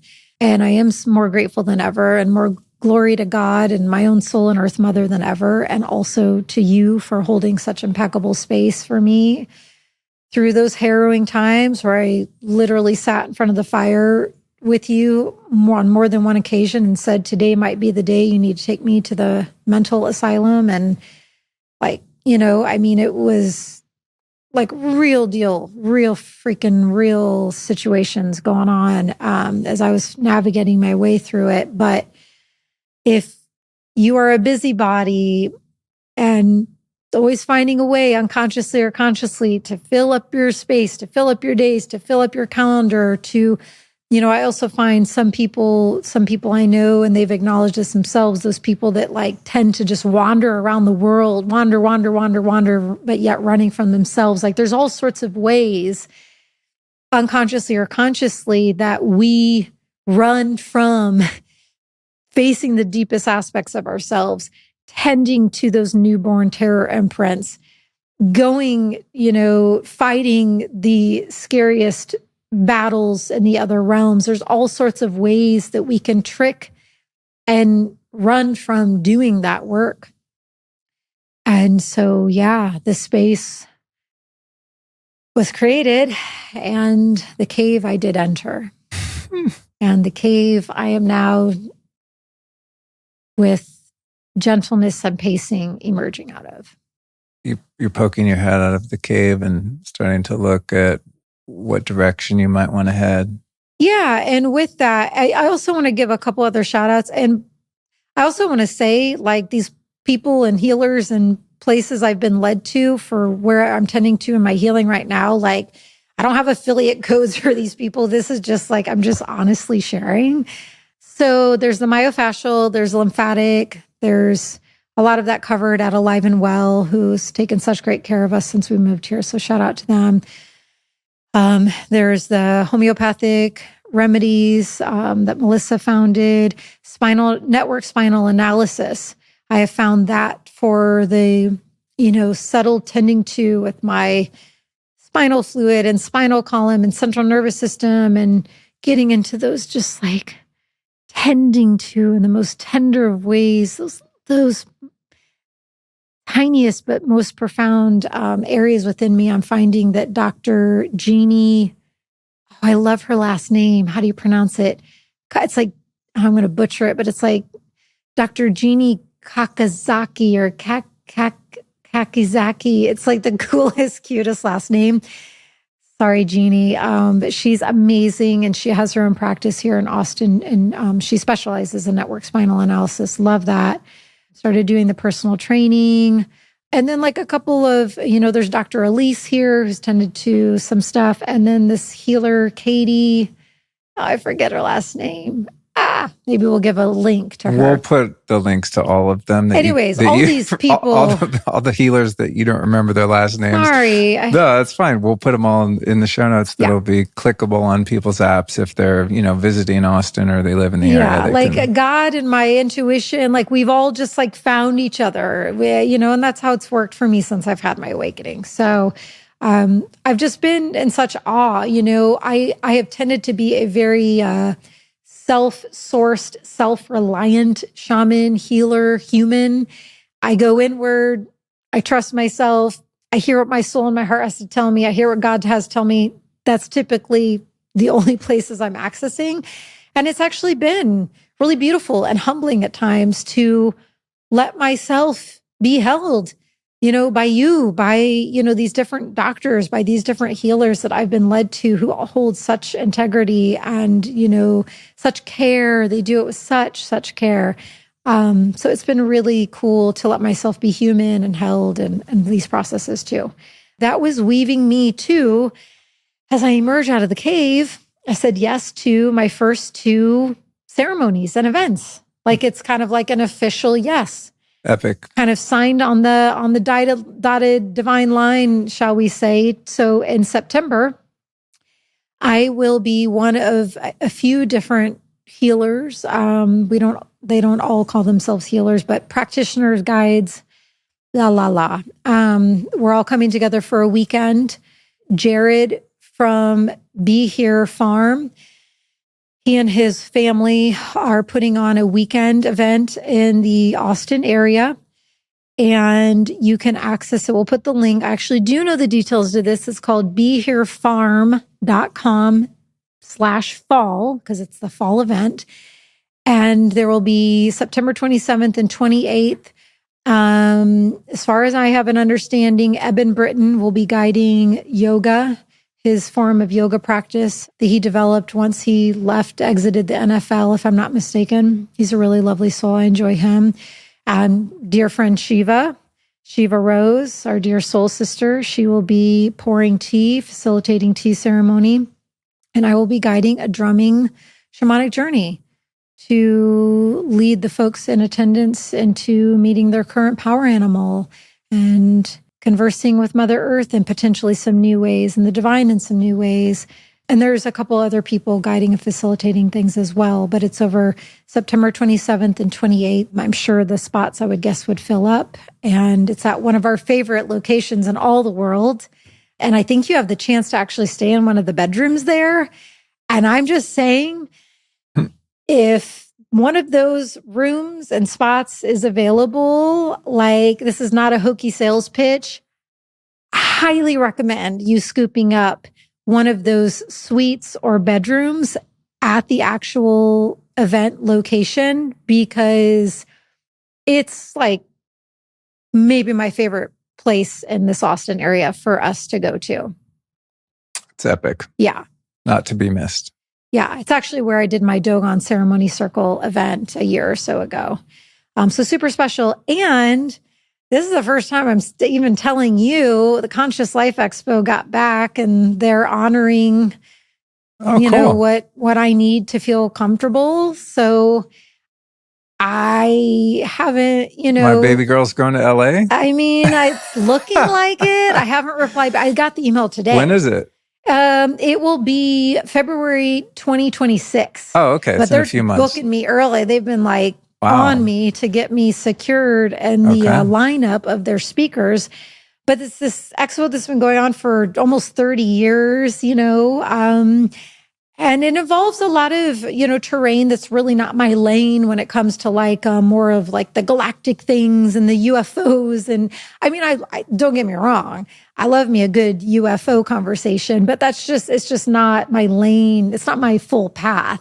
So I think I'll definitely be bringing potentially more of the earth medicine, and I'll probably be guiding a shamanic journey for Conscious Life Expo 2026.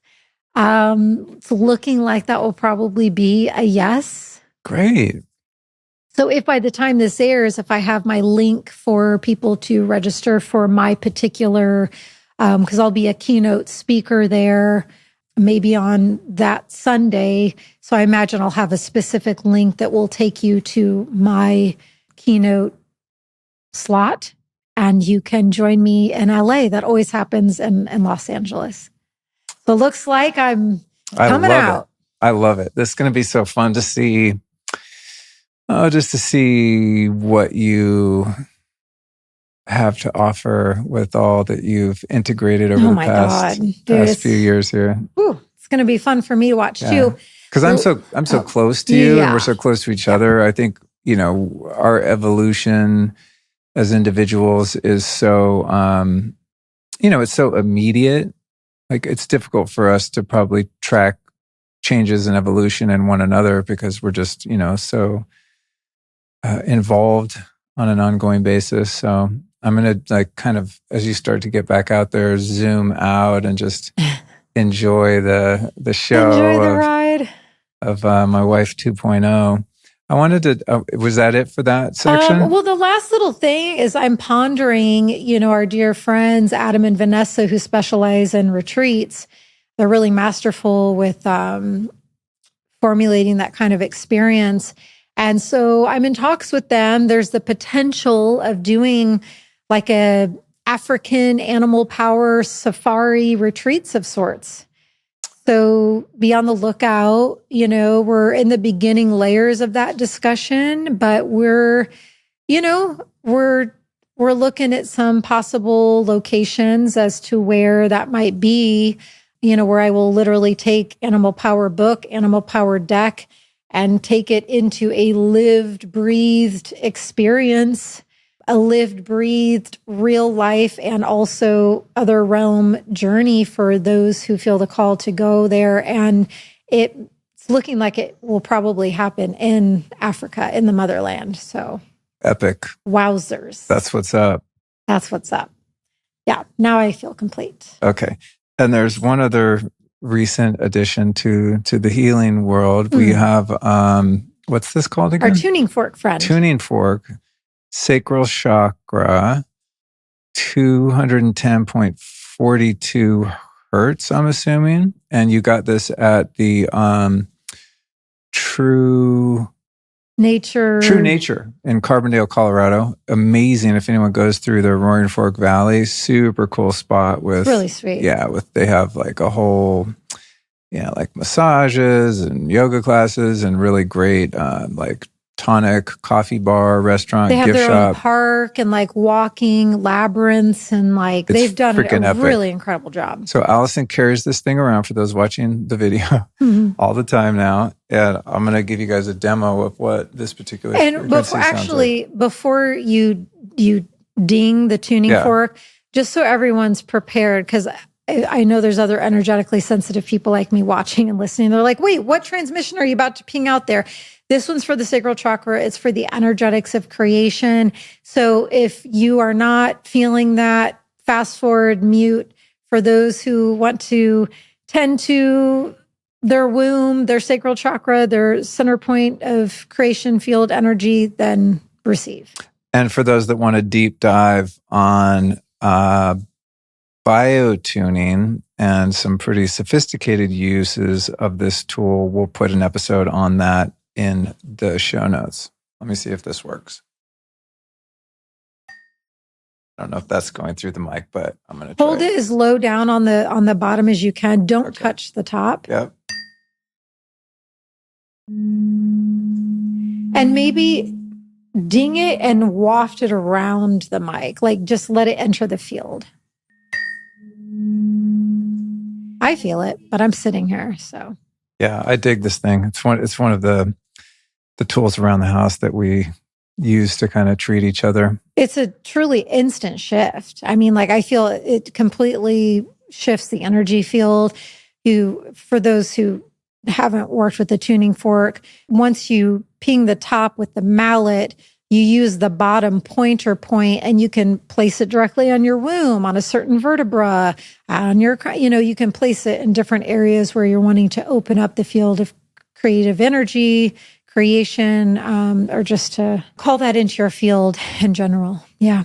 I thought of something when you were talking about the ways in which we humans avoid facing oneself, facing ourselves, and all the ways we can do that, through work, distractions, habits, addictions, staying busy, exercise, whatever. There's a lot of positive things. I know I've had a tendency to run away from things I don't want to feel or face or think about through like doing things that are super healthy all day. You know what I mean? It's like there's something I don't want to think about my dad. So it's like, well, better take a sauna, jump in the ice bag, go to red light. Or when I was in that 16 and a half year, really, for the most part, traumatic abusive relationship, it was one of the awakenings I had when I came out of that was it was easier for me to focus on my ex-partner's addictions and his issues and the things that he needed to quote unquote heal and fix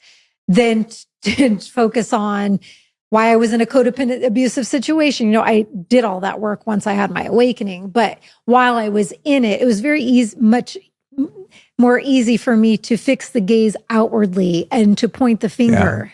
Yeah. Well, that's what I was going to bring up. There's an interesting sort of phenomenon wherein I observe some people latching on to activism, cultural, political activism, whatever the current thing happens to be, in ways that seems to me bypassy in that regard. Because as you were talking about your inward journey and the things that you've been working through over the past couple of years, or becoming as a result of addressing those things within yourself and really being mindful and taking the time to bravely go to the root of your issues. I mean, going back all the way to your infancy and the incubator and the smoke, and it's like, wow, where do these patterns originate? Anxieties that they cause. Yeah, how do they turn into the triggers? Where does it still live in my body and my psyche? To me, that kind of work is the most impactful for the collective because of the contribution it's making to the field. And I think that sometimes, a lot of the things I see on social media, a lot of this kind of, not all of it. And there are causes that need to be supported, obviously, and, Definitely. wars that we don't agree with, which I don't agree with any wars, no matter what they're for, or who's the victim of them. But it's like, I don't know. I see a lot of projection going on. And I think that many people spin their wheels and get some sort of ego gratification out of the virtue signaling that I'm making a positive contribution while unknowingly just creating more strife and division and drama, rather than taking some time to go inward and reflect and really work on those parts of themselves that are keeping them in fear or resentment, hatred, darkness, etc. It's kind of like this short-sighted effort to fight darkness by being dark. It's like hating hate doesn't bring about more love. And so I don't know that I have a conclusion to that. It sounds like but you're referencing, because there's infinite ways in which people can share and express and talk about more activist types of expressions. I think you're referencing the ones where while doing so, they're chastising or attempting to humiliate or call out others because they're not, according to that person, doing it the right way or doing enough or doing it and so then it creates, potentially or inevitably a greater atmosphere then where you're adding to greater separation and fear and confusion and pain and essentially harm, than bringing in more of that change that you were really exactly. seeking and wishing to see in the world. Exactly. Yeah. It's like someone is quote unquote in the conscious community and then get behind a cause, and although they might be well-intentioned, start attacking other people for not doing it the right way or the way that they think the cause should be supported or defended.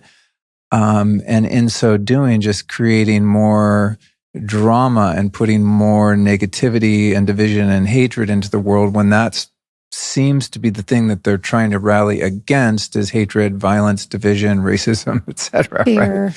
separation. Yeah, I don't know. It's just I don't know what to make of it, or that I have it all figured out. It's just it's something I've observed, and it's interesting, and it's something that came up when you're talking about doing that inner work, because I know that everything I've done to, purify and really refine my character, my morals, my ethics, my capacity to love people unconditionally, my willingness to forgive the unforgivable, and so on.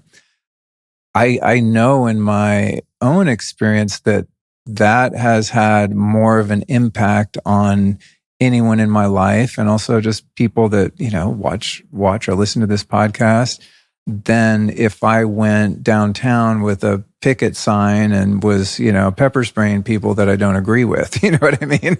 It's like, a rising tide lifts all boats. And that's not to say that certain people don't have a role in taking more proactive, measures. Well, certain people, but everyone has their freaking role. And I think it's really ignorant and short-sighted to assume that because you've chosen to take on a certain stance or role and how you fight the power or, fight for peace what a paradox that is. It doesn't mean that everyone has to follow the same way of working toward a better world. Some of us work toward a better world more internally through the field, and some people form nonprofits and organizations and, organize people and have more of a, immediate and obvious impact, or at least an attempt to have impact.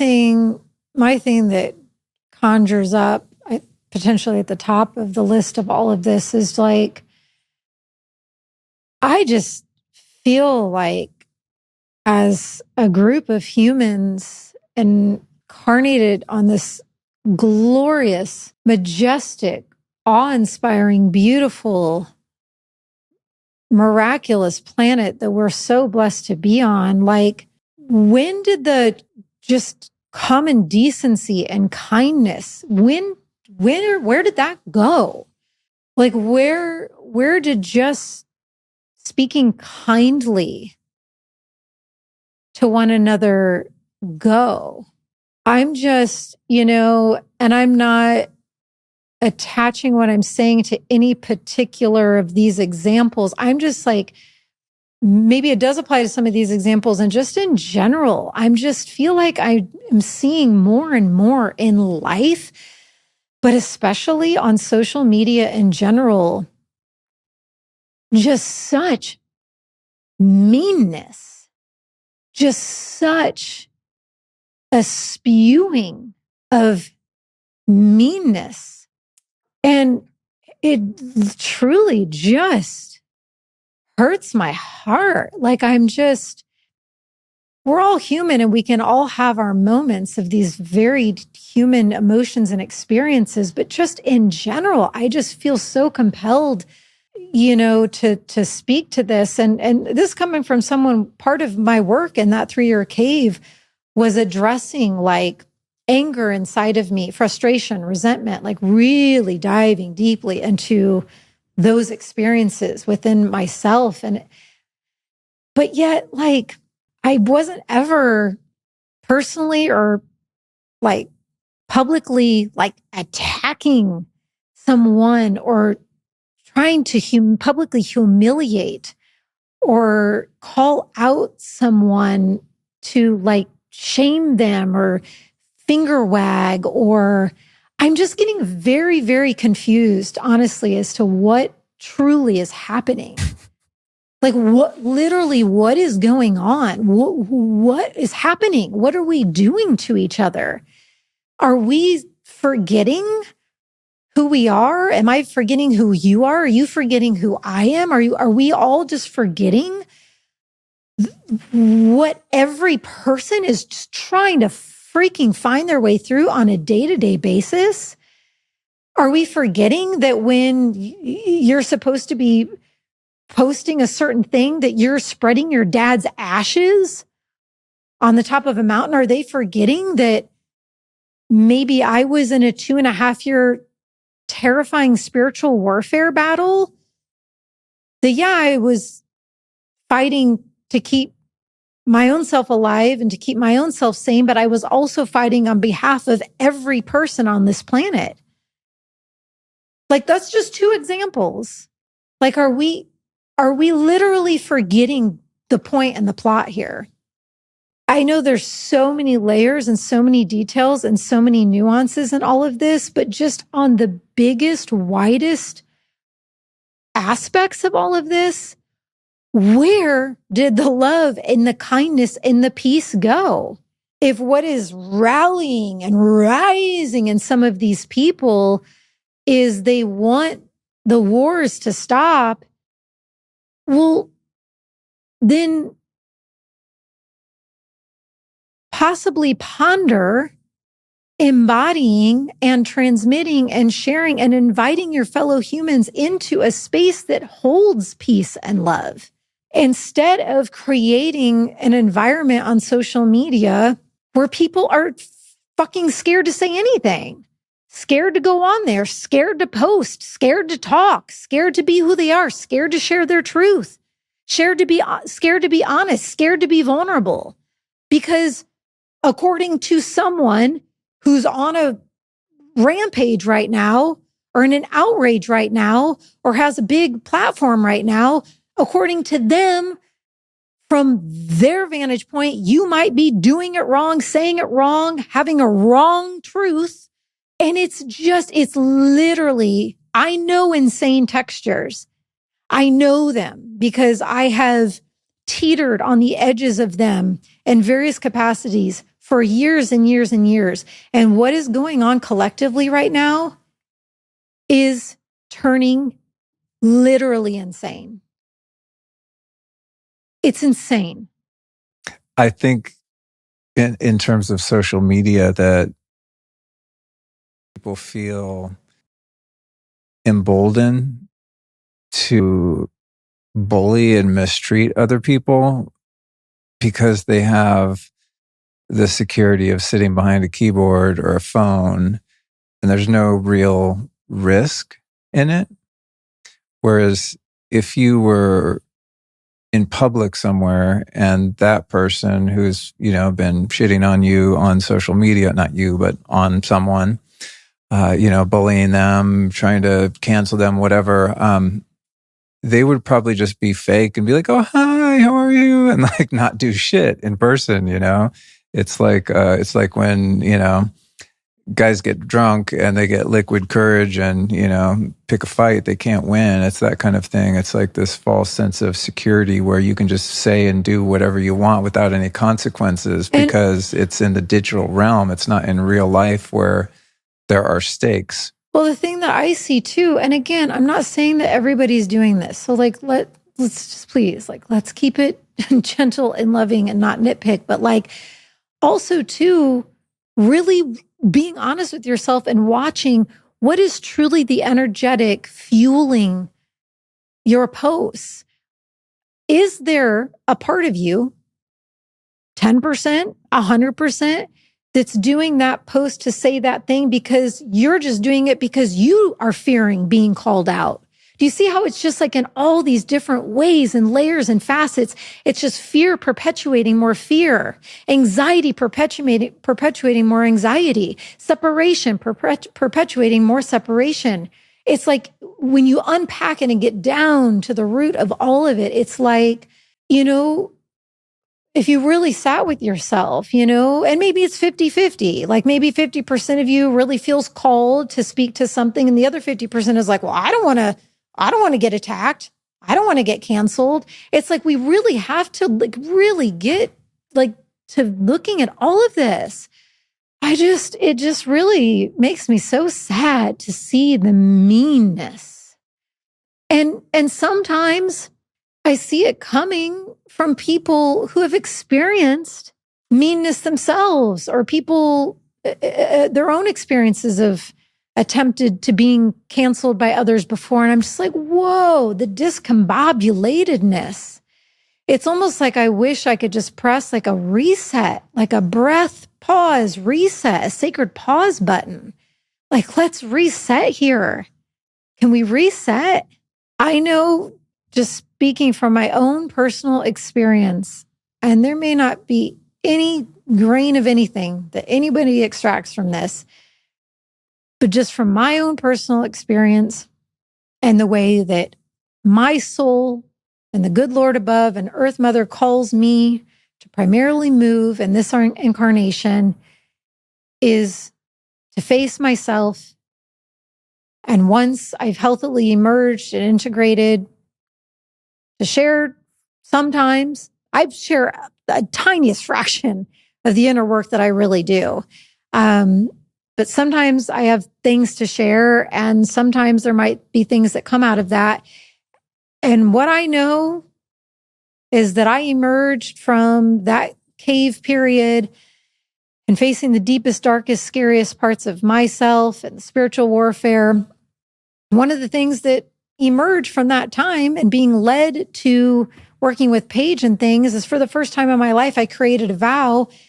And the vow came through from stuff that doesn't really have to pertain to the topics we're talking about right now.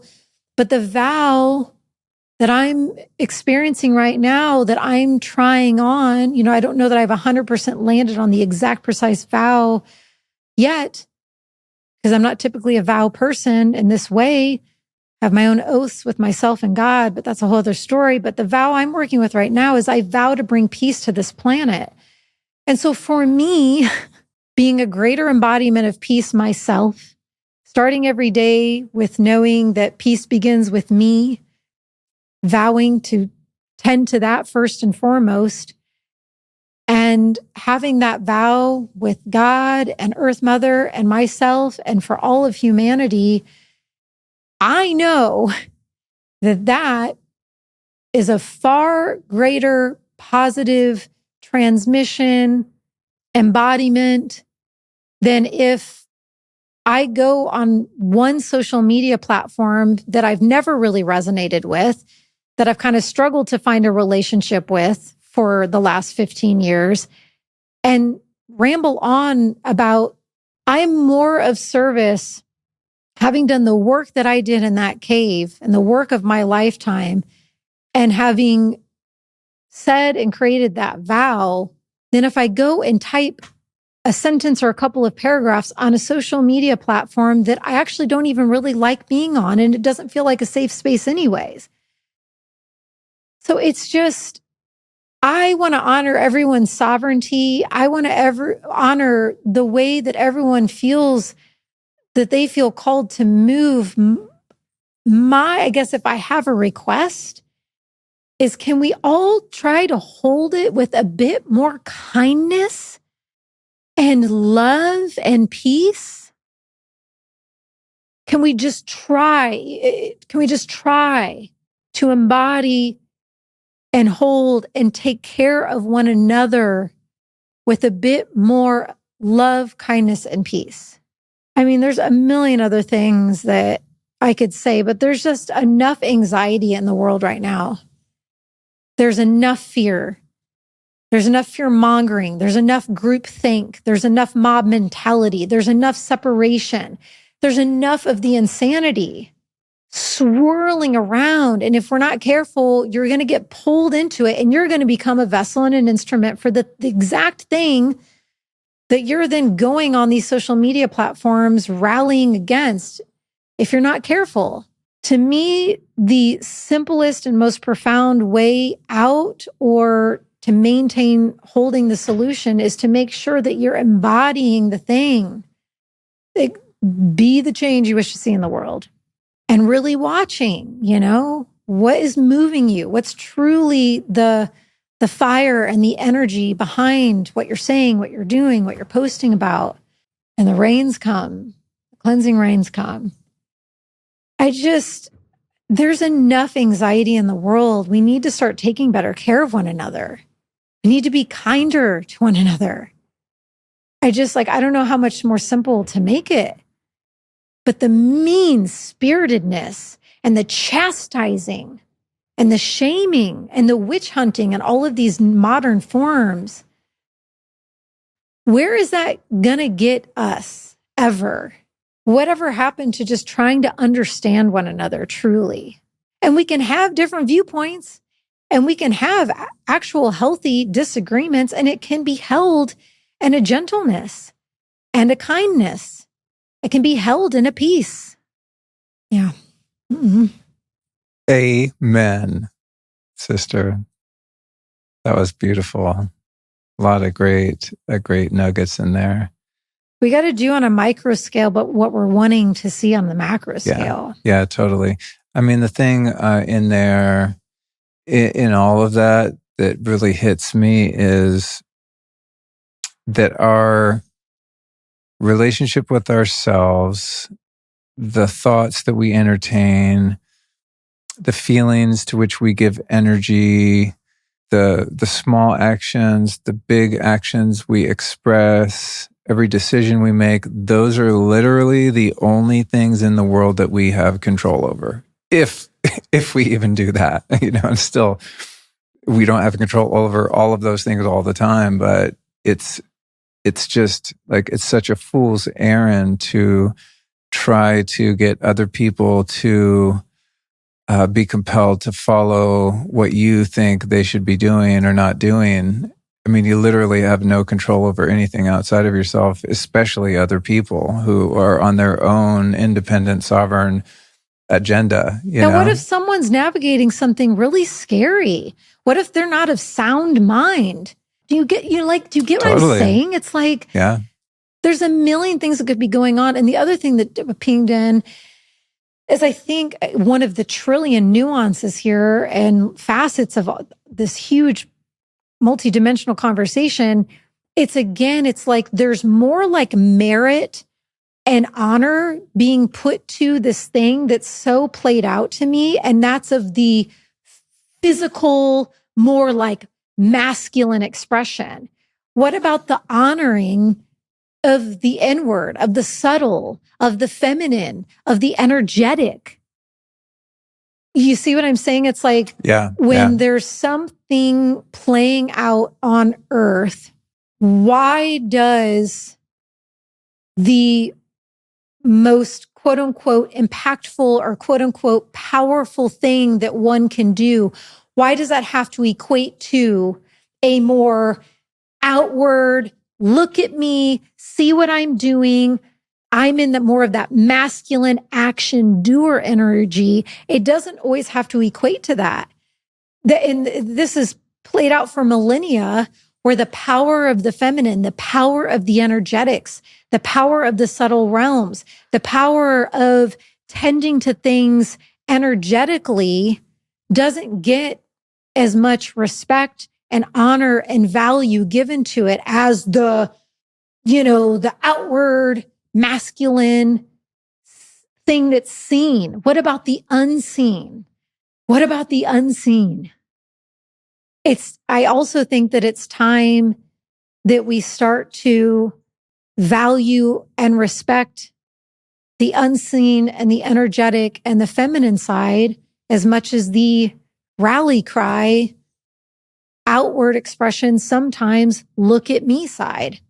There's a lot of power in the folks that are going inward and quiet and silent and going in and doing the deepest, darkest, scariest work of their life. What if they're in there doing that and in quiet mode and don't even have the capacity to hardly function that day because they're trying to stay sane and trying to keep themselves alive? They barely have the energy to keep themselves sane and alive, let alone create a picket sign and make it out of their house and drive. There's some people I know who are doing such deep work on behalf of all of us, on behalf of all the realms seen and unseen. They don't have the energy today to get out of their bed because they're so in their own cave of healing themselves and finding greater peace accessing within themselves. So there's a lot more than meets the eye, I guess is my point. And I guess, I am a little bit tired of the played out story of the honor and the glory tending to only go or mostly go to the outward seen. What about the inward unseen? What about what that's doing? I know what I just made it through and the person I've become from that embodies forgiveness like I've never known before, peace like I've never known before, so many things, unconditional love like I've never known before, both of self and other. I know for me, that is way more of an offering of what I can give right now and across all time and space than if I were to go on a social media app that I don't fully resonate with and write something that I may not be qualified or well-versed to write on, and I'm not authentically, organically, divinely motivated and inspired to do that. Which one would you want me to do? If those are my two options, which one would you prefer me to impart and do my part of being a part of the solution? Which one would you rather? And I know there's a lot of other people out there that operate similar to me. Or imagine the people who are really at a high point in their lives and things are going really well and they want to celebrate, And they feel like they're not allowed to. Because they're like, well, if I post this, that, I just got engaged or I got a new car or a promotion. They're afraid they're going to get attacked. Yeah. It's and like, how dare you enjoy your life when there's so much suffering in the world, And that's adding to the greater peace of the whole thing by that person being in that conduit of gratitude for their life, of what just entered their life because they just got engaged. It's just like, that's what I mean when I say I know insane cycles and insane energetics. And that's what I meant when I say it's like teetering on the verges of those things. Well, I think a lot of what the media does as an apparatus of the matrix power structure creates the framework for these dynamics of division. And many people fall into the trap unknowingly and unwillingly participate in the divide and conquer dynamic because they don't realize that's what's happening. Hot damn. I love it when you get fired up and passionate. Well, I mean, I actually, I'm not aiming to get fired up and my intention, is to stay centered and clear and grounded more than anything. I think I'm just curious and in exploration mode. I'm genuinely befuddled. Mm-hmm. Yeah. I personally, call me crazy. I personally would like to see us being kinder to one another. Yeah. Well, when I say fired up, I mean conviction. Because we've chatted about this, not at this level of detail, but I think it's really, really important message right now. So I'm glad we're able to at least begin to unpack the idea and look at it from a couple of different perspectives. I'm pretty clear on what my role in the world is. Yeah. I probably don't fulfill my role perfectly. I'm sure I don't, but I'm not really confused about what it is, and I don't really care if other people agree with how I'm playing the role or if I'm making a contribution to the collective in a way that they think I should or shouldn't. I do what I'm guided to do and avoid what I'm not. And this is what you get. And that's the beautiful thing about anyone that has a podcast or social media following or produces any kind of independent media or writes books. I mean, just you go listen to someone else if you don't resonate with someone. It's like there's 8.4 billion people supposedly, and we all have free will and we can go follow someone else's work if we want, if we want more of that yang, warrior energy. There's plenty of people out there that one could gravitate toward and, let us peaceniks just have our little corner over here. Yeah. Mm-hmm. Yeah. I am the biggest proponent for, honest expression. We're all artists. We're all humans. We all have shamanic components. We're all these wild, beautiful creatures.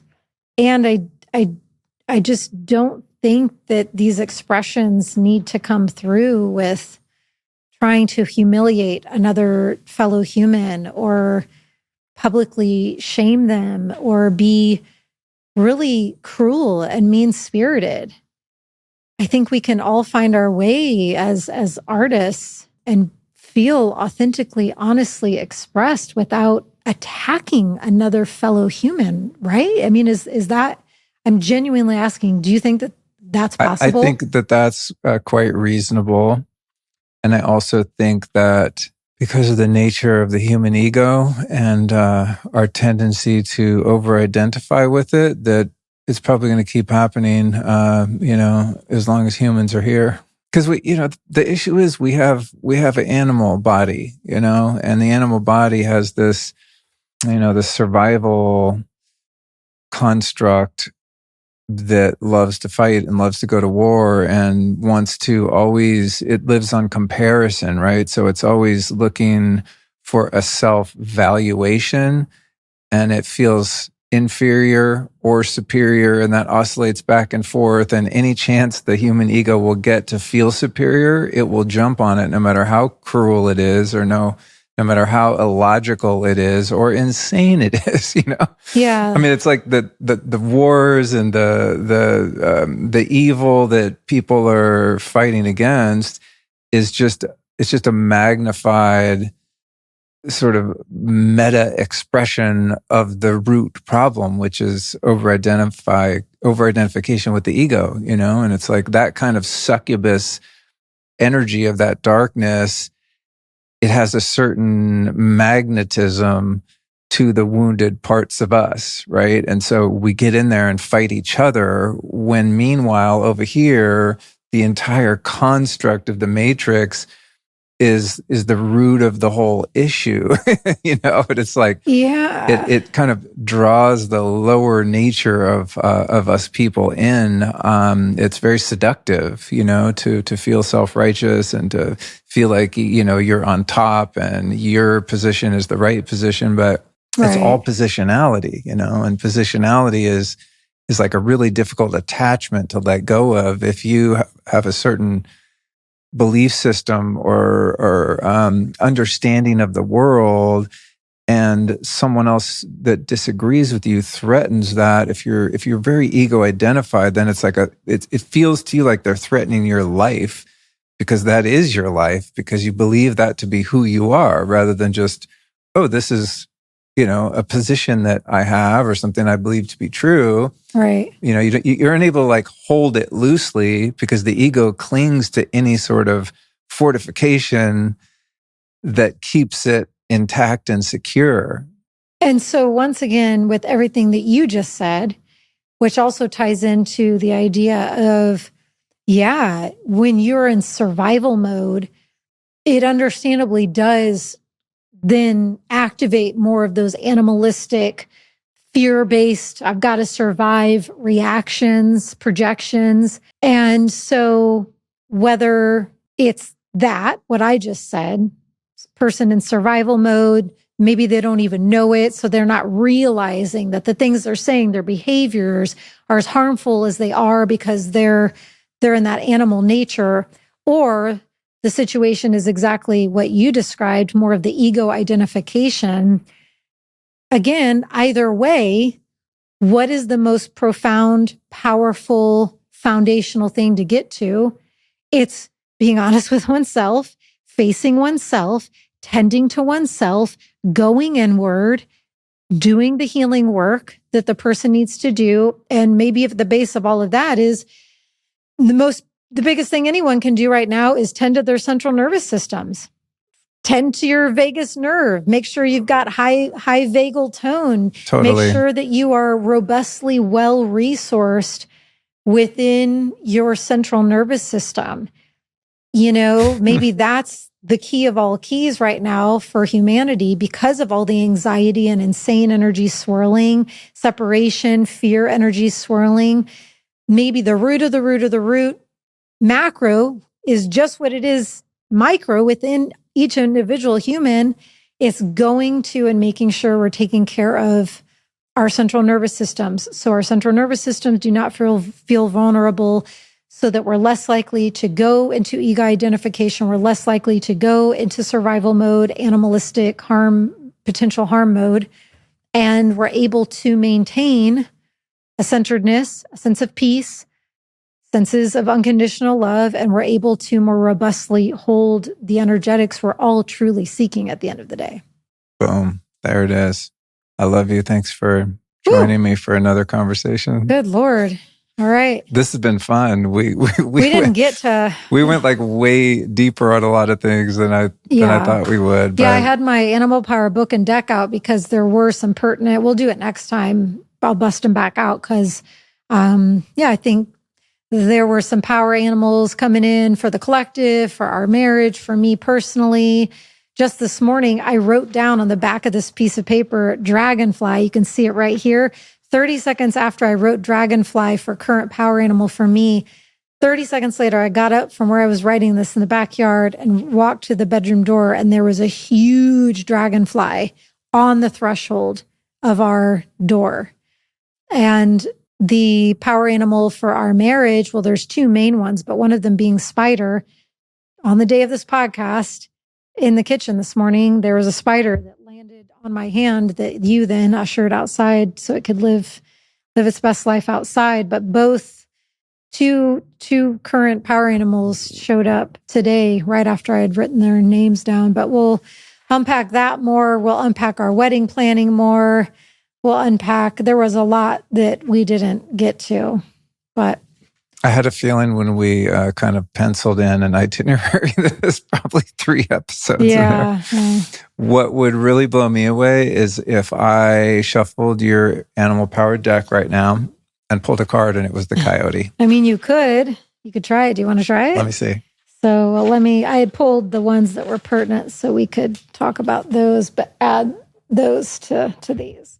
And for those that don't know what we're talking about, Alyson wrote a book called Animal Power, and there's an animal powered deck. You can see it right here if you're watching the video. It would have been funny. I still have the coyote one, so you wouldn't have been able to. All right, I'm going to shuffle them all. I'm not attached to getting the coyote. I'm just saying that would be pretty. And Luke is not a card deck person, I will say. This is not his lane. He's not a... Yeah. I'll occasionally pull a card for him just for shits and giggles, but he's not, hey, you're not oh, it's okay. I guess you can do whatever. I'm not bending them too much. All right. That's a brand new deck. I literally opened that for this. I'm not hurting hurting them, I promise. It's just funny. Like, I've never seen a person shuffle an oracle deck like you do a deck of cards. That's not what people do. When we play Uno, I always bend the cards too much. Honestly, she doesn't like it when I make the cards all bendy. I'm the Uno champ in the family also. If there's an Uno world competition, I could enter it. I mean, it is... I'm really good. It is literally... it is fucking bizarre. Speak about anger. Yeah, I mean, he's not throwing things, but you genuinely get mad sometimes. It's so annoying because it defies logic. She beats my ass. I mean, it's probably 9 out of 10 times. I'm very good. And the thing that is so like mystifying to me is that I've only been playing Uno for a few months. You turned me on to it. I hated games. I never liked cards or any board games. Like, I don't like games. I can never remember the rules. They just confuse me. I get frustrated. It's like algebra to me. But anyway, she's like, no, it'll be fun. It's like, it's like a cool activity we can do together. So, okay. That's good with that kind of shuffling. Okay. I actually kind of like Uno. It's fun, but it seems to me that it really is a game of chance much more than a game of skill. It pretty much is. The winner is determined by the hand you get. You do need to be a little ruthless, though. There's a little skill involved, but let's admit it. Like, a lot of it is in the deck, but maybe not because I'll shuffle and deal, and then she'll kick my ass. So next time she'll shuffle and deal and kick my ass. So then when it's my turn again, I'll get ready to put her hand down and I'll switch them because I'm like, I know she just keeps getting the winning hand. She has some kind of crazy... And then I'll still win. Yeah, and she'll still whoop my ass. So it's this ongoing, just totally bizarre thing that you have. You either have incredible luck, psychic abilities... hello, I do have psychic abilities. Or you just slay at Uno. It is... Or all the above. Yeah. Now, before you pull a card, do you need to, because you don't work with cards much, you need to set the intention. So what is the intention for this card pull? The power animal who most wants to show up for us today? Just make it that simple? No. I have a better one. Okay. I am setting the intention that I pull the power animal that would best speak to people who want to work on the way they interact and share on social media pertaining to the last part of our conversation. Very interesting. Now, this is a literal brand new deck. I took the wrap being off before we started to record. This is the first card that's being pulled out of this deck. Now, I typically knock on top of the deck 3 times before I let the card reveal. I'll let you decide if that's necessary or not, because this is a brand new deck. There's no. Wow, you are okay. And then I'm just going to intuitively pick from any spot in the deck, right? Yeah. I typically like move fan them out a little bit. I mean, you can. I'll let you do it. Okay. I'll quit trying to guide. Got them all fanned out here, as you can see. Okay, here we go. Ready? I'm ready. Snake. Oh, interesting. Mm-hmm. What's the message on snake? Snake was my favorite animal when I was a kid. Welcome higher guidance. There we go. Mm-hmm. So we have our snake friend coming in to support us. And I also will add, for those who didn't know or might have forgotten, we are in the year of the wood snake. 2025 is the year of the snake. So I'm not surprised. And recently we came across a dead snake. Also recently, we had a snake skin from your dad's memorial service trip that I accidentally left in the glove box of our rental car. So there's going to be a surprise for the next nice. And we saw the snake that had shed the skin too, that lived under Dad's driveway. We did. And the last time I had friends over, there was a friend who almost brought me a huge snake because she found it next to her house, and was the first thing she said she thought of was like, I think I'm supposed to bring this dead snake to Alyson. I wish it was dead. It was dead. Yeah. Oh, okay. Yeah. But anyway, snake's been coming in very loud and clear for me, for us. And it's also, speaking of, I mean, it's kind of cool that you did a reading for the collective, and this is the snake for the collective for this, or the animal for the collective for this year is the snake. Epic. Okay, ready? Yeah. When snake appears, it's a sign that change is on the horizon and that new spiritual, sexual, or creative forces are rising within you. Snake signifies a time of transformation. Your old snakeskin is ready to be shed so that you can move forward with newfound power and clarity. When snake beckons, it is important for you to become more in tune than ever with your higher self. Connect with your higher self through practices like meditation or breath work, and listen to the intuitive messages that present. What gifts and powers are hiding beneath your old skin, ready to reveal themselves to the world? Invocation to activate snake medicine. Sacred snake, I hear your call for me to begin a process of transformation. I open myself to the new life force that wants to birth within me. May all this be done to serve the greatest good with healthy integration and embodiment and ease. There you go. Mic drop. There you go. Literally mic drop. Oop. These mics are expensive. Don't drop them. But that is that not exactly what for 30 minutes we talked about? Yeah. Going inward, intuitive guidance, getting into embodiment, different inward practices like meditation, consulting higher guidance God. Wow. Yeah. And it also, the word collective was in that, I think. It didn't say anything about punishing those that you don't think are doing good works, right? Publicly humiliating, chastising. Let me see. It also, there was one other thing really quick, and then Cookie's ready to eat and I'm ready to go pee. Yeah, Cooks, we're talking about you on the show. She's up here sitting with me right now. You're so cute. You're so beautiful. Every time I touch her nose, that noise comes out. She hit me. She tapped me. Yeah, I just want to say again, transformation. Sacred snake, I hear your call for me to begin a process of transformation. I open myself to the new life force that wants to birth within me. May this all be done to serve the greatest good. Because that's the thing. It's like, that's the whole point we're all both trying to make. Like even those, like doing the public humiliating calling out route, it's like, I know at the end of the day, they all want what's best for the world, I would like to think. So may this all be done to serve the greatest good with healthy integration, embodiment, and ease. And so it is. Right, Cooks? She says yes. She gave me a kiss. Yep. Oh boy. All right. This was a big ride, fun ride. Sending love to all. Thanks for being in this field of loving awareness with us. And thanks for having me, honey.